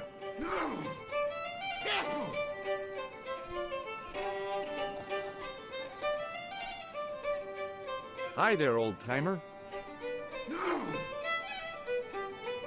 What? Nasty cold you've got there. As soon as the words left my lips, I regretted them. Is there such a thing as a cold which isn't nasty? I put the question to Father Mahoney. Father, says I, why were we born to suffer snot? What did he say? He said, it's my reward for being out all night like a sinner. Pious prig. Anyway, this is no ordinary cold. 'Tis the hay fever. Pollinosis? Thank you. You're not a policeman, are you? Excuse me? Police? No. I'd know it if you were. Do you know Peagram the archaeologist? That's the scrawny fellow who was poking around at the castle, isn't it? No, I don't know him. Were you aware that Peagram was conducting an archaeological dig? I don't meddle in other people's affairs. They don't interest me. Do you know where I can find Peagram? I told you, I never heard of him. Can you tell me how to get into the castle? Don't even think about it, me bucko. Lochmarn Castle is haunted. That's what the kid outside told me, but I don't believe it. Then you're a fool. Have you ever seen the ghost? To be sure. With me very own eyes. Can you describe the ghost? It was horrible. A wee stunted beast, long beak, straggly, flappy wings. Are you sure it wasn't a wild animal? A rabbit or a skunk or something? Skunk? In Lochmarn? That'll be the day. No, that was a ghost, to be sure. Uh-huh. You could make use of this tissue. Never use them. Those things are unhygienic.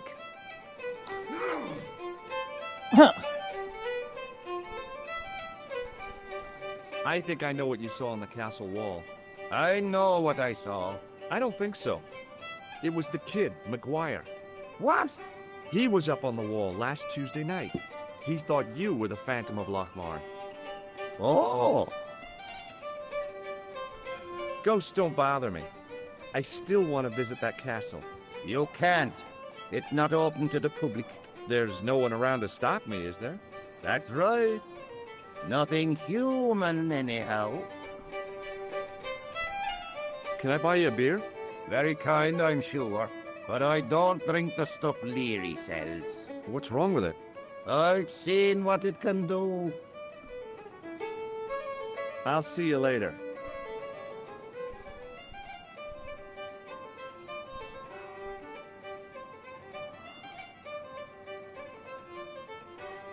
Top of the morning to you. I beg your pardon. Well, that's what you Irish say, isn't it? Do you want something? Or are you just flaunting your xenophobia? Well, I was trying to be sociable. Is it a room you're after? That's not a bad idea. Do you have a vacancy? I could, if you don't mind waiting until the last guest checks out. No problem. When will that be? When the Undertaker comes to collect him.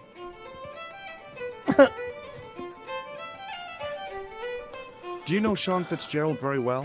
I know him enough not to sell him more than 2 pints. He's like a kid when he gets a few beers inside him. I'm not surprised. He's on medication. For his nerves. There's nothing wrong with his nerves. He's just screwy. Do you know a man called Pegram? Indeed I do. Are you a friend of his, by any chance? Oh no, I'm just trying to track him down. Me too. That son of a bitch should be locked away. Oh, rude. Did Pegram stay here? That's right. In the best room in the house. That's the one with the bed. Can I see Pegram's room? It's been taken by one of the brothers from the reformatory. They come every year for spiritual refreshment. Yeah. That's a good one. Their idea of refreshment is a good full of stout. I wouldn't want to disturb a man of God, especially not a big fella from the bad boys' home. I don't blame you, Mick. That brother's got muscles like a muscle man. Have you served any, clowns recently? No. You're the first today. Seriously, I'm looking for a man dressed in a clown costume. Would he be having a little white dog with a black patch over the eye? I shouldn't think so. What can you tell me about the castle? You're the second person to ask me that today. I don't know anything about the castle. It's only an old ruin anyway. Who else was asking about the castle? He said he was a reporter. He was asking about the little people. I could have told him a tale or two about the little people. He might have paid me to hear what he wanted me to say. Anyway, I chucked him out on his arse. Good for you, Mick. That's the way to deal with journalists. I'll try a glass of beer, please. Is this your first pint of real ale? Well, I guess so. What's real ale, anyhow? Beer that's brewed from natural ingredients to traditional methods. It shouldn't be kept under pressure or refrigerated. And finally, it should have a good body and distinctive character. In other words, it's flat and worn with bits in, and it makes you fall over. Like a good beer should.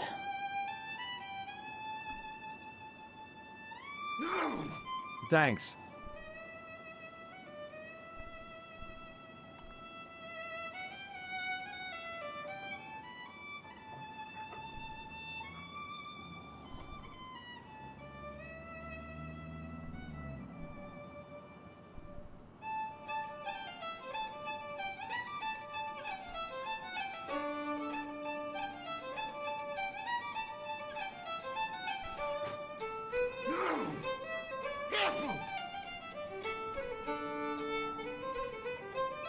Somehow, I'd managed to drink the thick, sweet brew.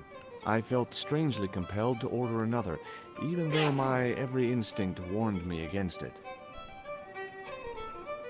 Excuse me. Yes, sir? May I have another beer, please? Certainly, sir. Same again? Yeah, please. How is this stuff made? That's the secret of the master brewer, sir.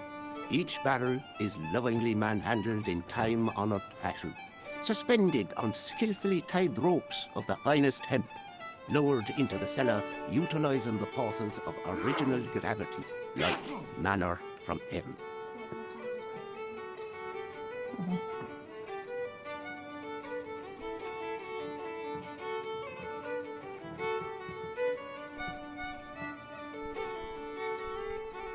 Do you recognize this man? No, I don't. What do you want with him? I've got a score to settle. I don't want any trouble in the bar, mister. If it's a fight you're looking for, see Father Mahoney. A priest? A man of the cloth? Sure. And he teaches the boys how to box at the youth club. According to Mahoney, it develops character. Isn't that right, Pat? Didn't he teach you the art of pugilism? Dial. Sorry, Michael. I was miles away. What did you say? Never mind. Thanks. Hello there. My name's George Stobart. Pleased to meet you, I'm sure. I'm O'Brien. Can I help you? Do you know where I can find Pegram? You're too late to meet that fella. Is he dead? Not that, but he's gone from the village. I saw a pint with our esteemed host, I might add. Why is Pegram's departure upset the landlord? He's lost a paying guest, that's why. More than that, there's the question of an unsettled bill. Poor Michael's seen red over the business, and I don't blame him. Can you tell me more about the landlord? Mick Leary? He's what you call a would-be sophisticate. The trouble is, his idea of sophistication extends as far as putting paper in the lavatory. I never worked out why he did that. It's much too dark in there to read. That's true. Have you ever run your hand over the back of the door? The graffiti is written in Braille.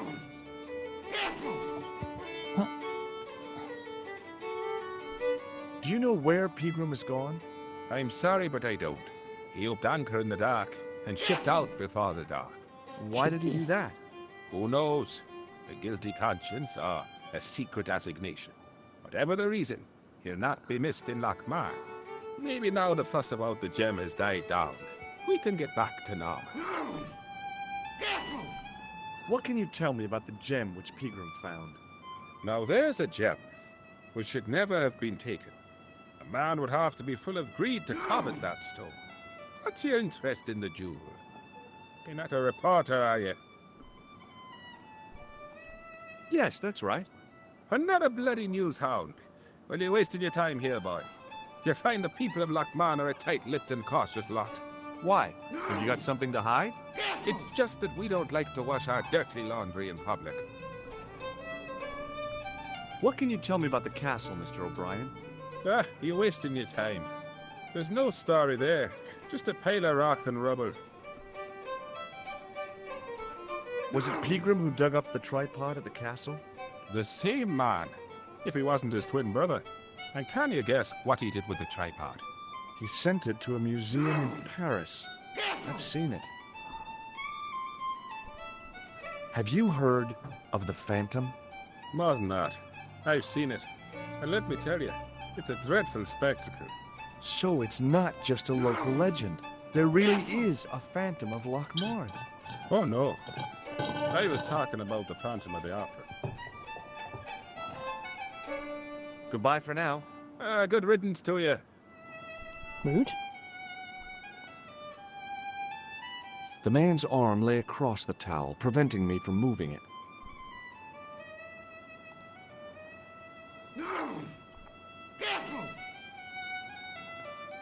As the man raised his arm to drink, I snatched the towel away.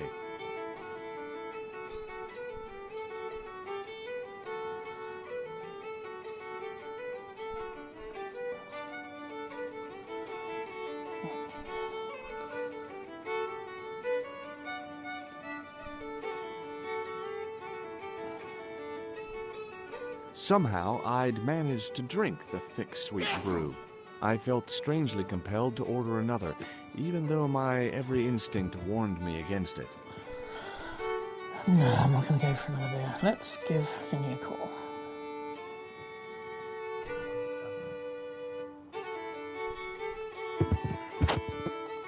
Hello? Couleur. J'écoute. Nico? Who is this? It's me, George. Oh, hello, George. Where are you? I'm in Ireland. What's it like there? Kinda sleepy. Comatose, even. Did you get to talk to Picarin? I haven't found him yet. I figured I'd call you first. Are you okay? Oh, sure I am. Don't worry about me, George. Any signs of our friend the clown? You're kidding. You probably never even heard of Lochmarn.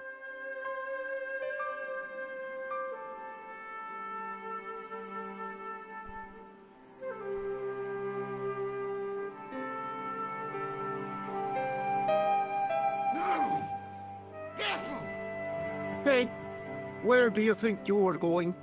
Excuse me? No customers behind the bar. Ever.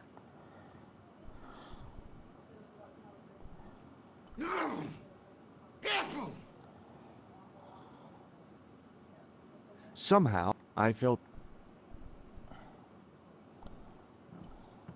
Excuse me?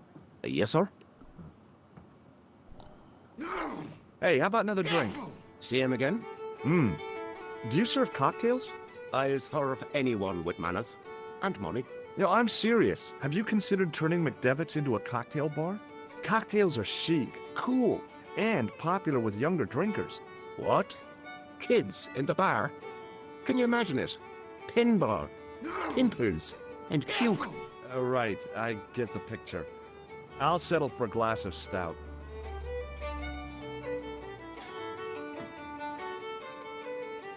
Sure, they'll like block the pipes or something. Thanks.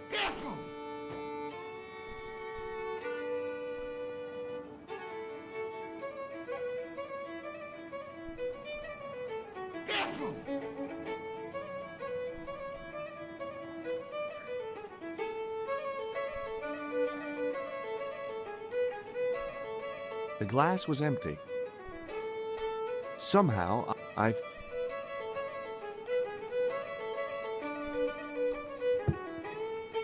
He wasn't listening.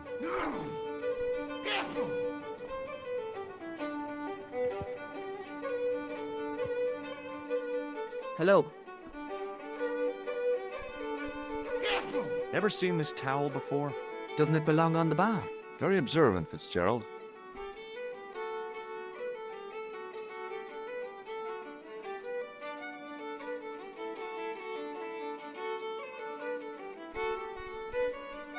See you later.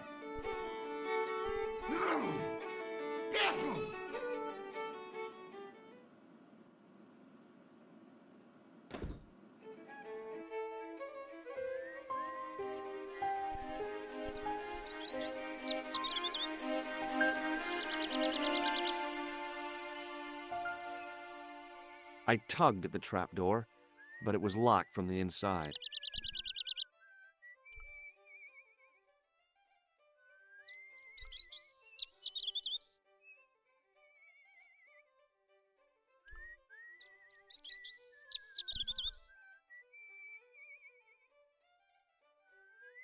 I tugged at the plastic cover, but it didn't move.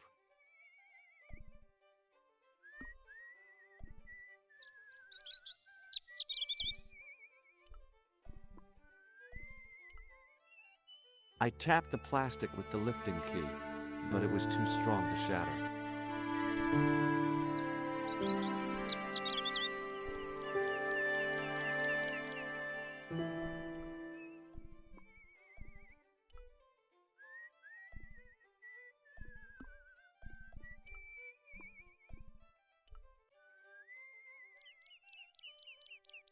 The workman's key was the obvious tool to use to open this trapdoor. It was specifically designed for a job like this. Unfortunately, there weren't any holes in the trapdoor.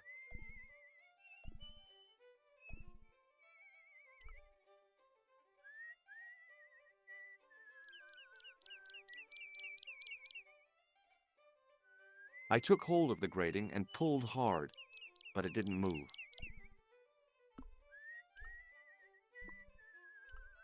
I tried to use the keys to lever up the grating, but that wasn't going to happen.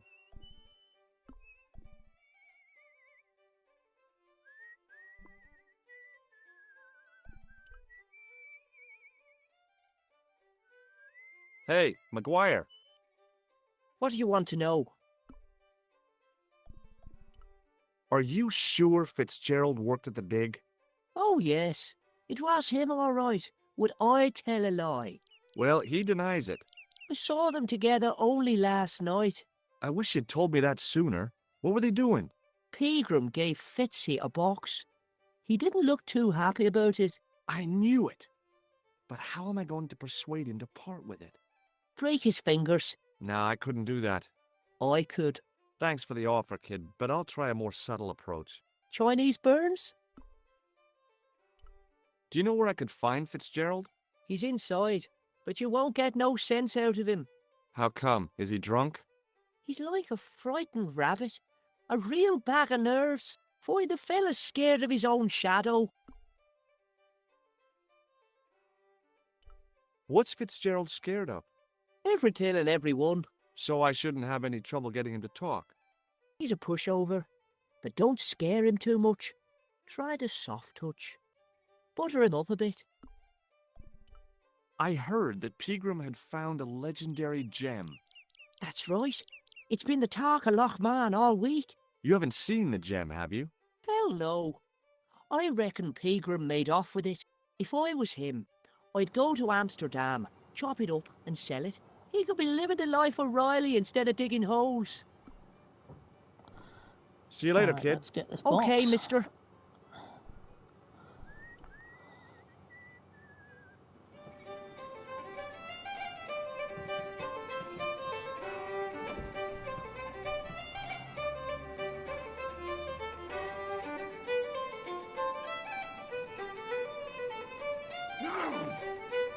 Hello.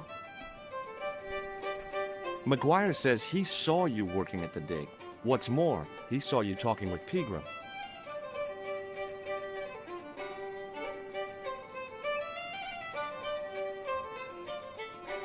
He's a little liar.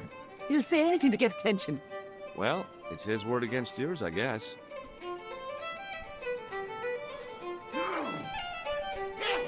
Shake my hand. It's a trick, isn't it? Damn it, you're right. I can't seem to fool anyone. Do you recognize the man in this photograph? No, I'm sure I don't know him.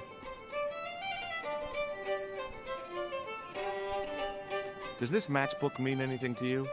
No. What does this red nose suggest to you? Blood. Why's that? I used to bleed a lot when I was a kid. Every time there was a playground scrap, I'd end up with a bloody nose. I wouldn't have minded, but I wasn't even involved in the scraps.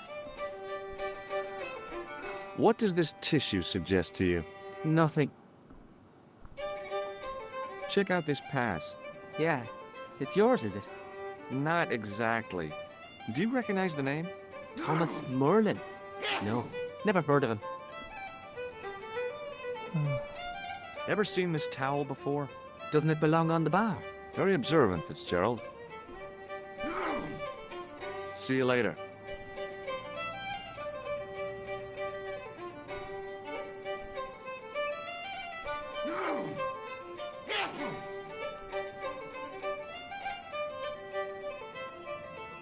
Almost as if he'd sensed my intentions, the old derelict snatched the wire from the table.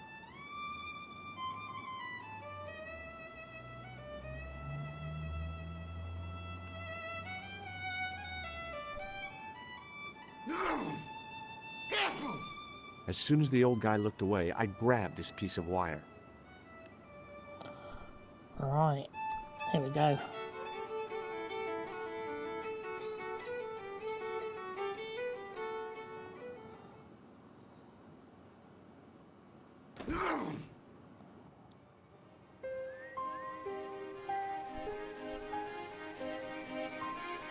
I tugged at the plastic cover, but it didn't move.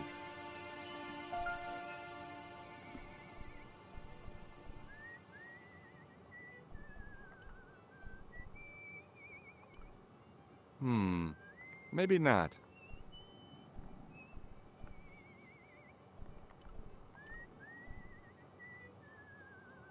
That is...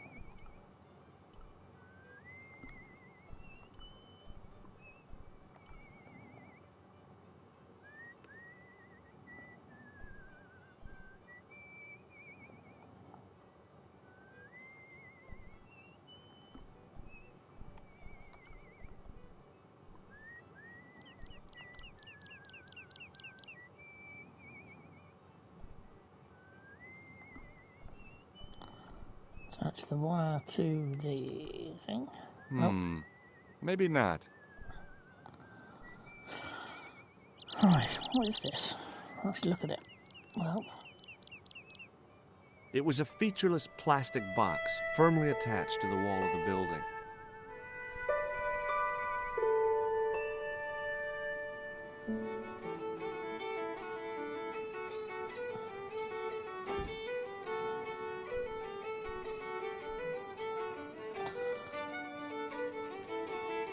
Excuse me. Yes, sir? More beer over here. Yes, sir.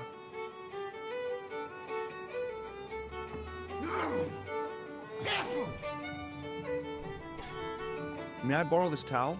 Sure you can, on one condition. What's that? You keep it away from old Ron. Who's Ron?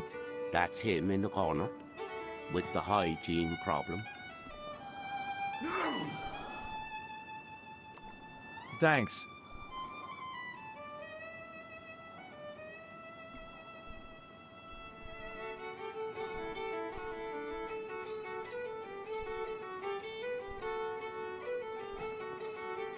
I don't know, I've got full beer. Can I get that one for a try?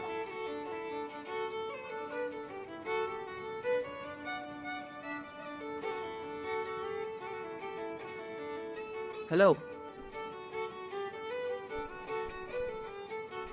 What do you suppose this wire is used for? How should I know?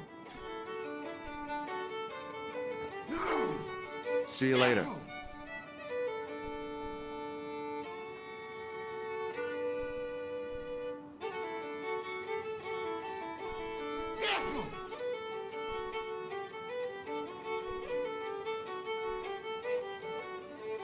It was an electric pump operated by pushing a small lever.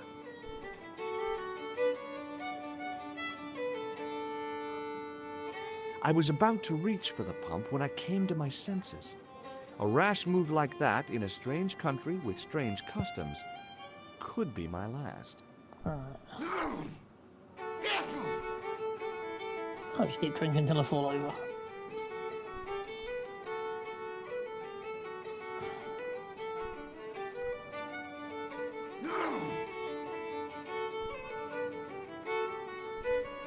Excuse me. Yes, sir? More beer over here. Yes, sir.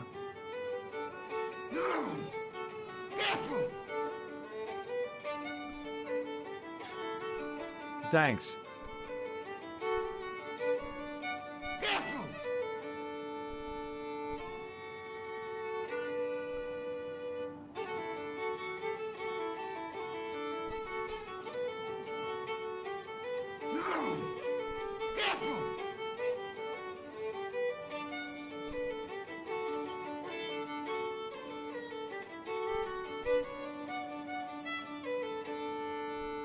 Excuse me.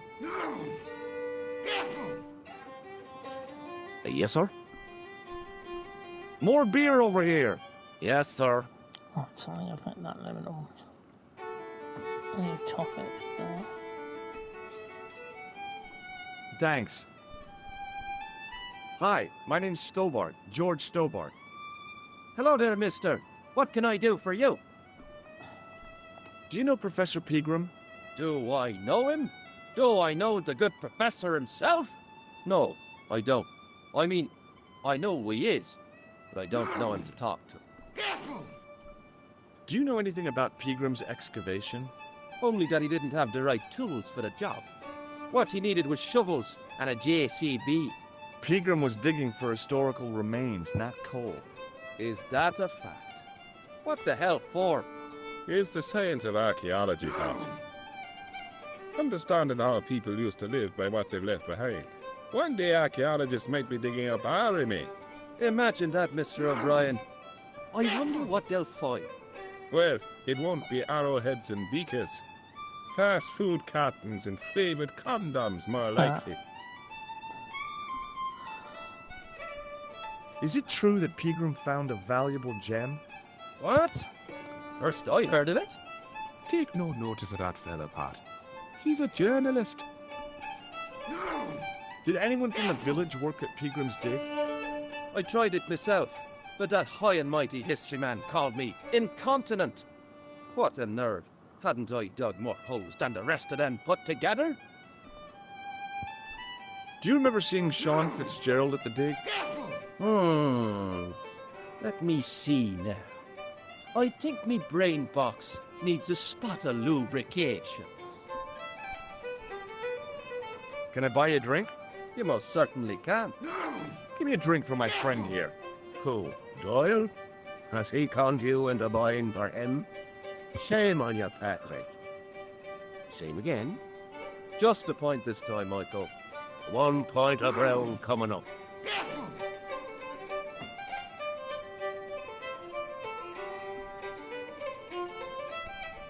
Do you remember Sean Fitzgerald now? I can picture the scene as if it was only last week. Come to think of it, it was only last week. Fitzgerald was there all right. Him and a bunch of students. He was speaking with the boss man. Can you tell me anything about the castle on the hill? Oh, I don't know much about anything. You should ask Mr. O'Brien here. He just joined up writing. Or would you be one of them history fellas yourself? That's right. Professor Stobart, Miskatonic University. I thought you said you were a reporter. Yeah, I am, but I studied to be an archaeologist. How come you didn't leave with the others? I didn't know they'd gone until the landlord told me. Bye for now. Right, now we've got a second witness, so hopefully he'll talk.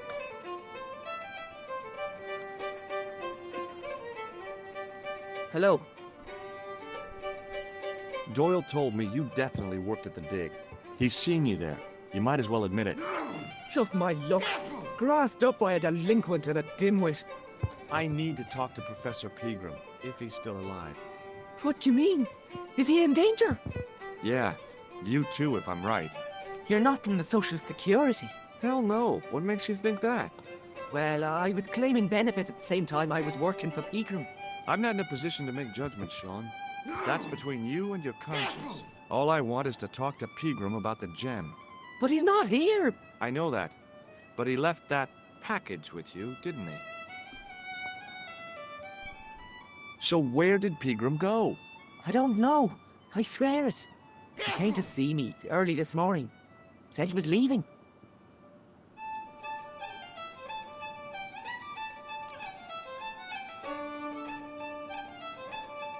He asked me to give this package to a guy called Marquet. Show me what's in the package, Sean. I can't do that. Why not? I promised the professor. So what? You didn't have any qualms about your benefit scam. So where's the harm in taking a peek inside Pegram's package? You don't know these people. I can't. I don't dare. This is your last chance to show me the package, Fitzgerald. I've been patient with you, but now it's time to kick ass. But he'll kill me. Who will? The man from Paris. Jack Marquet. Pegram told me if I gave him the package unopened, I'd hear no more about it. But if I double-crossed Marquet, I'd be dead. I'll deal with Jacques Marquet. Give the package to me. No. Why should I trust you? I don't know who to trust anymore. I wish I'd never even heard of the Lochmarn gem.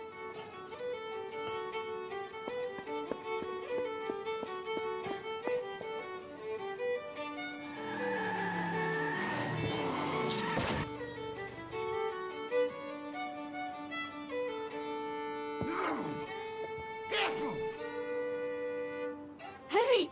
I just seen a big red! Get out of here, Maguire. Come back when you're old enough. What's the lad howling about? A big red sports car. Sean Fitzgerald's been runned over. Get out! Noisy little tyke. Maybe you should send out some medicinal brandy, Michael. Oh, yes? And who's going to pay for it? Not me. Me too, neither. Poor Sean. Better check on him. And steal his package. I was telling the truth about Fitzy, mister. Okay, calm down. Now tell me what happened. I was standing here, minding my own business, when I saw this beautiful red sports car coming up over the hill. Would you look at that, says I. And I going over to take a closer look. Next thing, Fitzy comes tearing out of the pub and nearly knocks me on my ass. Well, the car just flies at him. It was too fast for poor old Fitzy, and hit him an awful wallop. He goes flying up on top. Jesus, says I thought he was a goner. Next thing, the driver hops out, and I couldn't believe my eyes.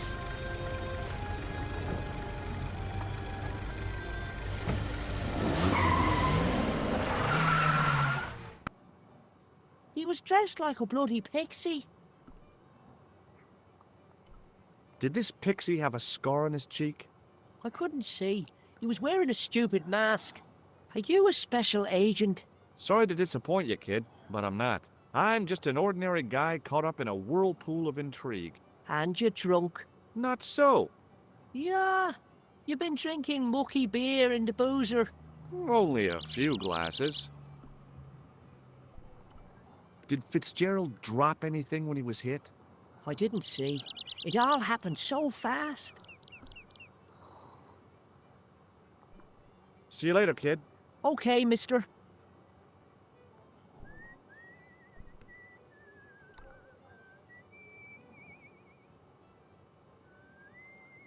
I pushed the switch down, but in doing so it snapped off in my hand. Oops.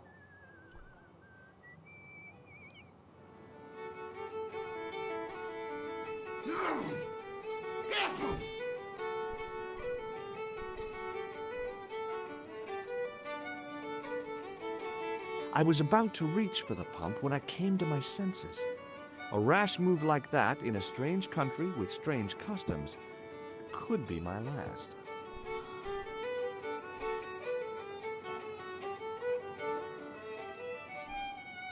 Oh, don't walk away, drink the beer.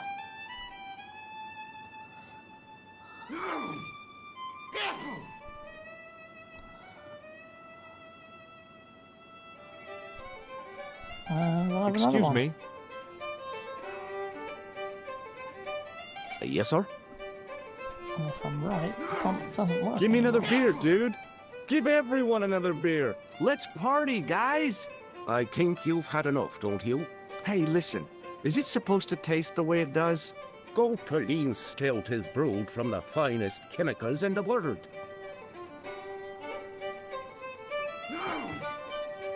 I'm sorry, but the pump appears to be broken. I can fix it for you. I don't think so. This is a job for a professional electrician. Oh well, at least the glass washer is still working.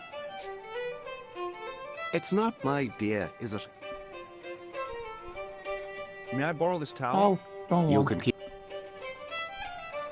But I am It electrician. just so happens I'm an electrician. Check out my credentials. Well, no. Isn't that marvellous? Here's a house bedeviled with faulty wiring of a wayward nature. Here's you, an electric man, with a little plastic card to prove it. I still want to see what you can do before I let you touch me beer pumps. You can make a start on the glass washer.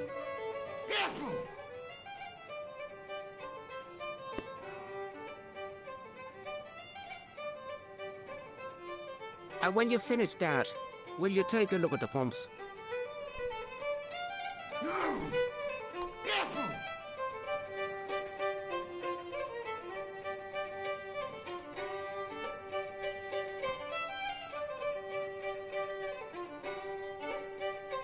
I used all my knowledge of electrical engineering to examine the plug. Seemed fine to me.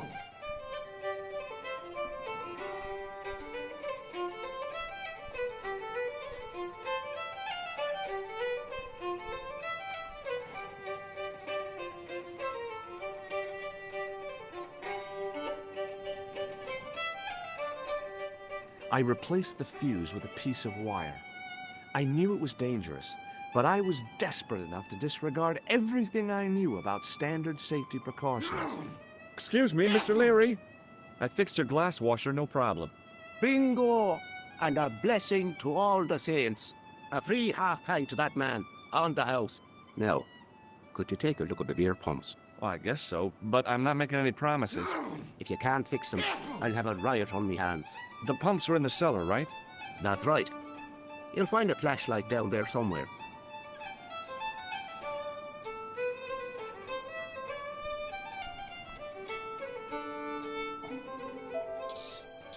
What a dumb place to store a flashlight. A dark cellar. The only way I was going to find anything down there was to feel around.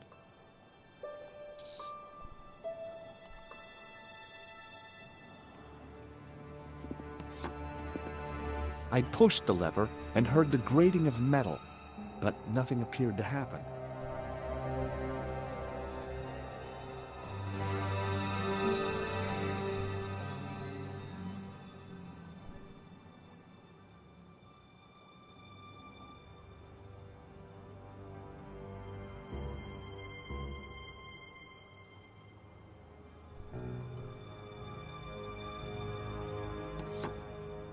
I pulled the lever and the bolt creaked back into place.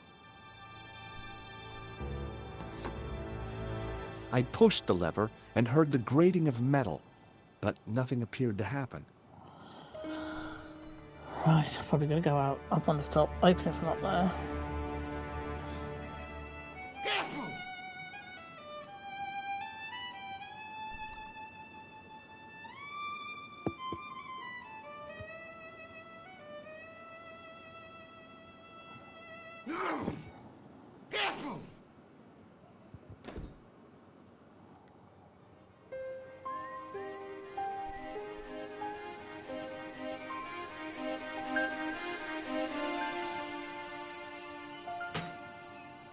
I lifted the trap door and an overpowering smell of stale beer rose from the cellar below. I looked down on a stone-tiled floor, way too far to jump.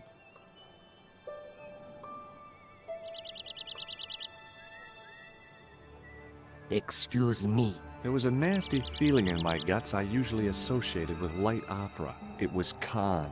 What's the problem? Did you see what happened here a few minutes ago? What was that? A man was involved in an unfortunate accident. I didn't see anything. What about the boy? Well, he doesn't know anything either. The kid, well, you know how it is in these rural communities. Not enough genes to go round. I prayed McGuire had the sense to keep his mouth shut. Was the guy hurt bad? He's been taken care of, but he thinks he dropped a small parcel. You didn't happen to find it, did you? If I had, I would have taken it to the police. Of course. Thank you.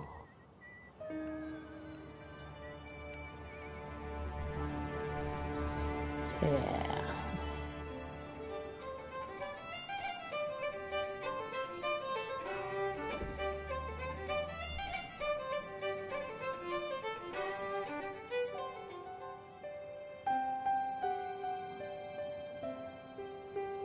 Then I noticed a flash of light. Something sparkling beneath the open trap door.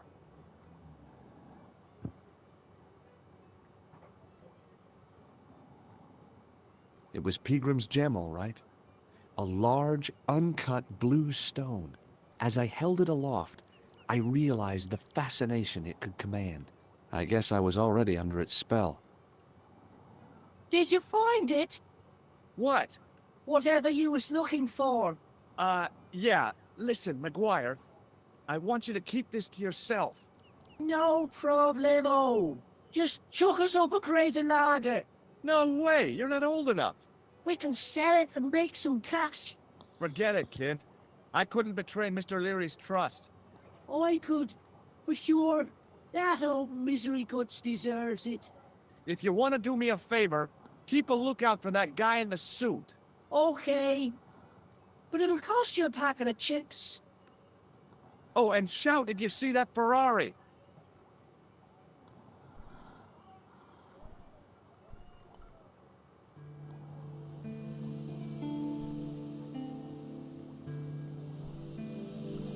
The carton was damp and soggy. Useless.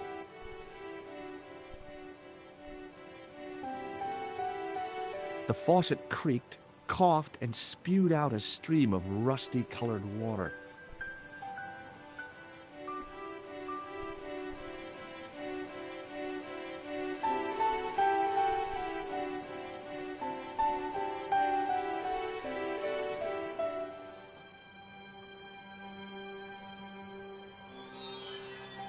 I held the towel under the faucet and soaked it with water. I don't know why I've got to do that. I'm sure there's a reason.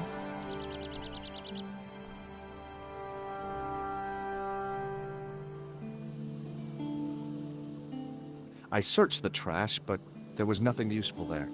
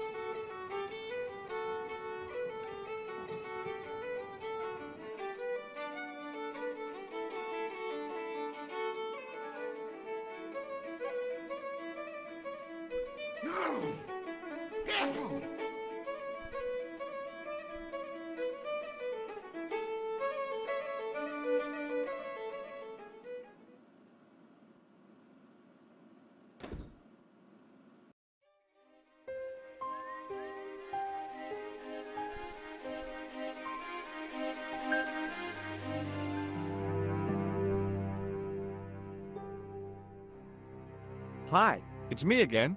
So I see. What now? Do you think Pilgrim's disappearance is due to the curse? Look at the facts. He dug up the gem. He disappeared. Bingo. It doesn't take a degree in mathematics to work that one out, does it? You don't have to be a smarty Pythagoras with a calculator. I guess not. Pilgrim has run off with the gem. Did you happen to see a red sports car down on the road? I caught a glimpse of a flash of red on the hill and heard the racket. Sure, it was an awful noise. A sports car, you say? A Ferrari, to be exact. A racing car? And what was it doing here? The poor fella must have been lost. The driver of the Ferrari was involved in an accident. Is that so? Yeah, he knocked somebody down outside the bar. What an idiot! How could a thing like that happen? He was traveling too fast. So fast, he ran right under the car? I mean, the car was traveling too fast. But you'd have thought the idiot could have heard it coming. Maybe you know the guy who was hit by the Ferrari. His name is Sean Fitzgerald. Oh, I know him all right. That's me nephew, the idiot responsible for the stacking of my hay cart. Was he killed by the car? Oh, no, but he has been abducted. Well, that's a relief now. Aren't you going to look for your nephew? What for? From what you say, it's too late. Well, you could report the matter to the police. Better not. Besides, what could they do? Well, they could mount a search. They have only the one bicycle between them. In a question of superior acceleration, I put me money on the Ferrari. I think you ought to know exactly what Sean has gotten himself into. I'm not sure I want to know. But you're his uncle, his own flesh and blood. You're right, but what can I do? If I'm not here to guard it, some idiot might try to climb the haystack. What a moral dilemma. Stay here and guard this potentially lethal agricultural construction, or to go off in search of the prodigal nephew, the very man responsible for said hazard? It'll need some thinking about. Why, there's no problem. You're right. Why didn't I think of it before? We'll demolish the haystack. You don't have to demolish the haystack to go look for Sean. I'll stay here in your place, and warn anyone who's silly enough to climb it. Marvelous! I think I should start my inquiries in the bar.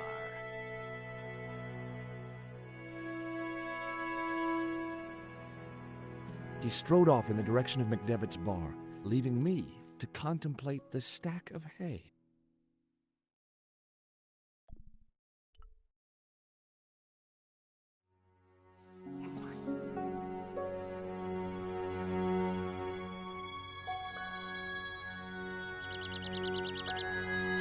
The stack of hay stopped, short of the top of the wall.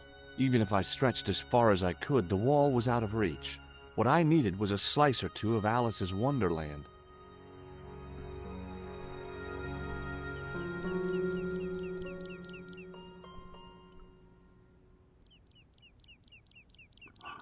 I inserted the end of the lifting key in the mortarless crack and gave it a firm shove. It remained lodged in the wall, jutting out to form a step.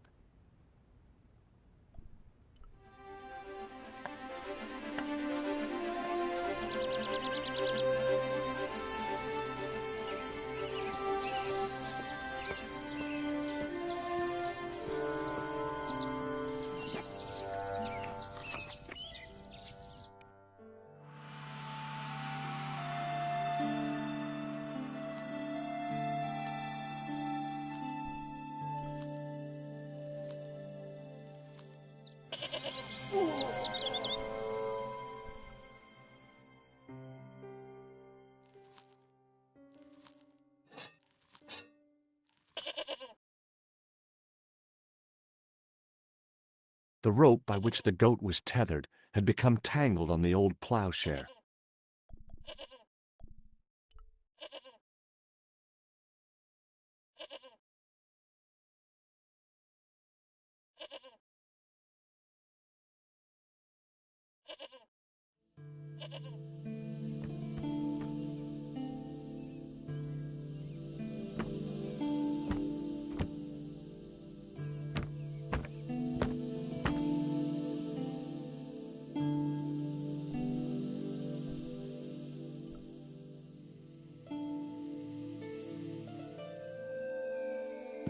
The statue was too heavy to lift. It overbalanced into the sand.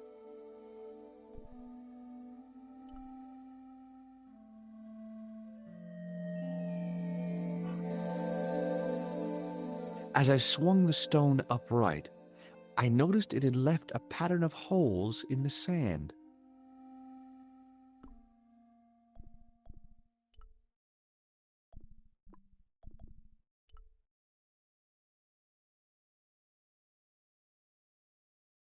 I squeezed the towel as hard as I could, but it was barely damp.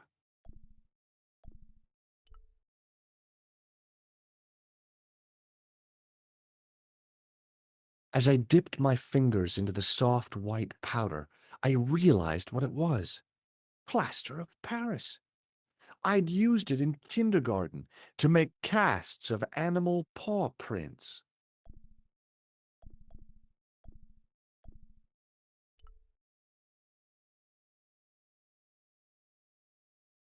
I tried in vain to move the panel.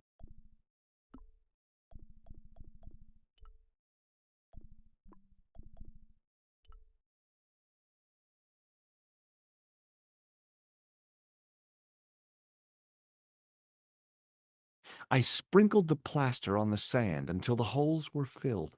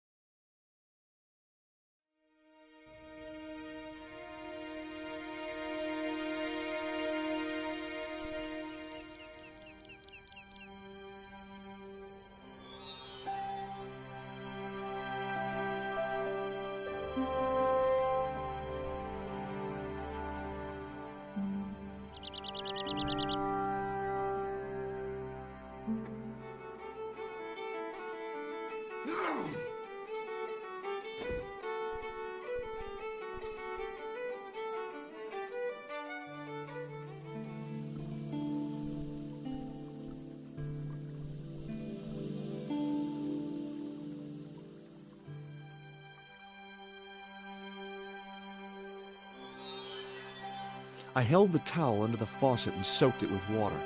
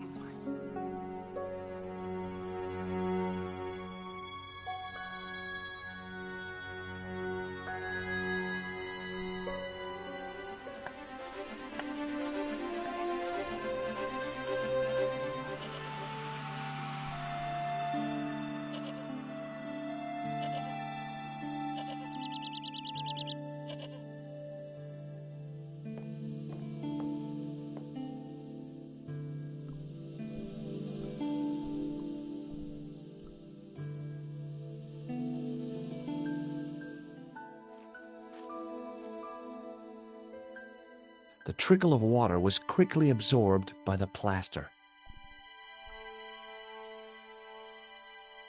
I eased the solid piece of plaster from the sand.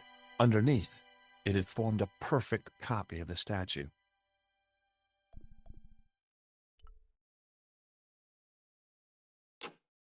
The hardened plaster cast fitted snugly into the 5 matching sockets. There was a soft thud, then silence.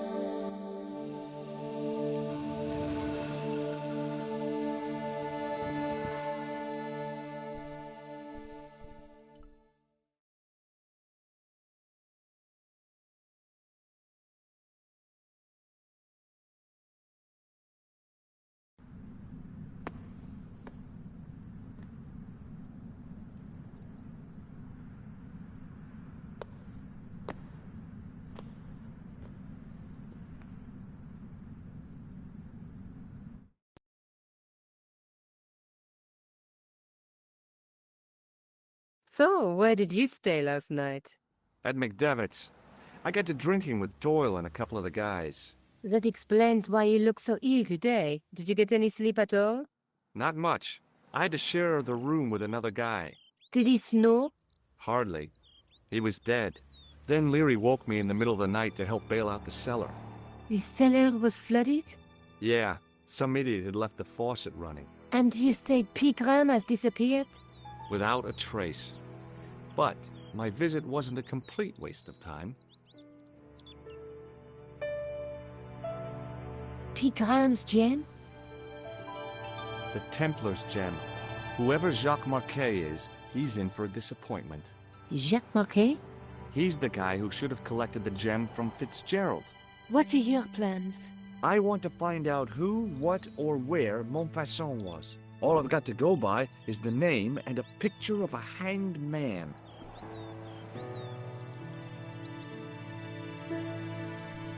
I can't sit here all day, much as I'd like to. Okay. Don't forget to look for Lobineau at the Kron Museum. And why don't you see if Rousseau has heard anything? Okay. Anything else I can do for you while I'm out? Shopping, a trip to the laundromat? Just take care of yourself.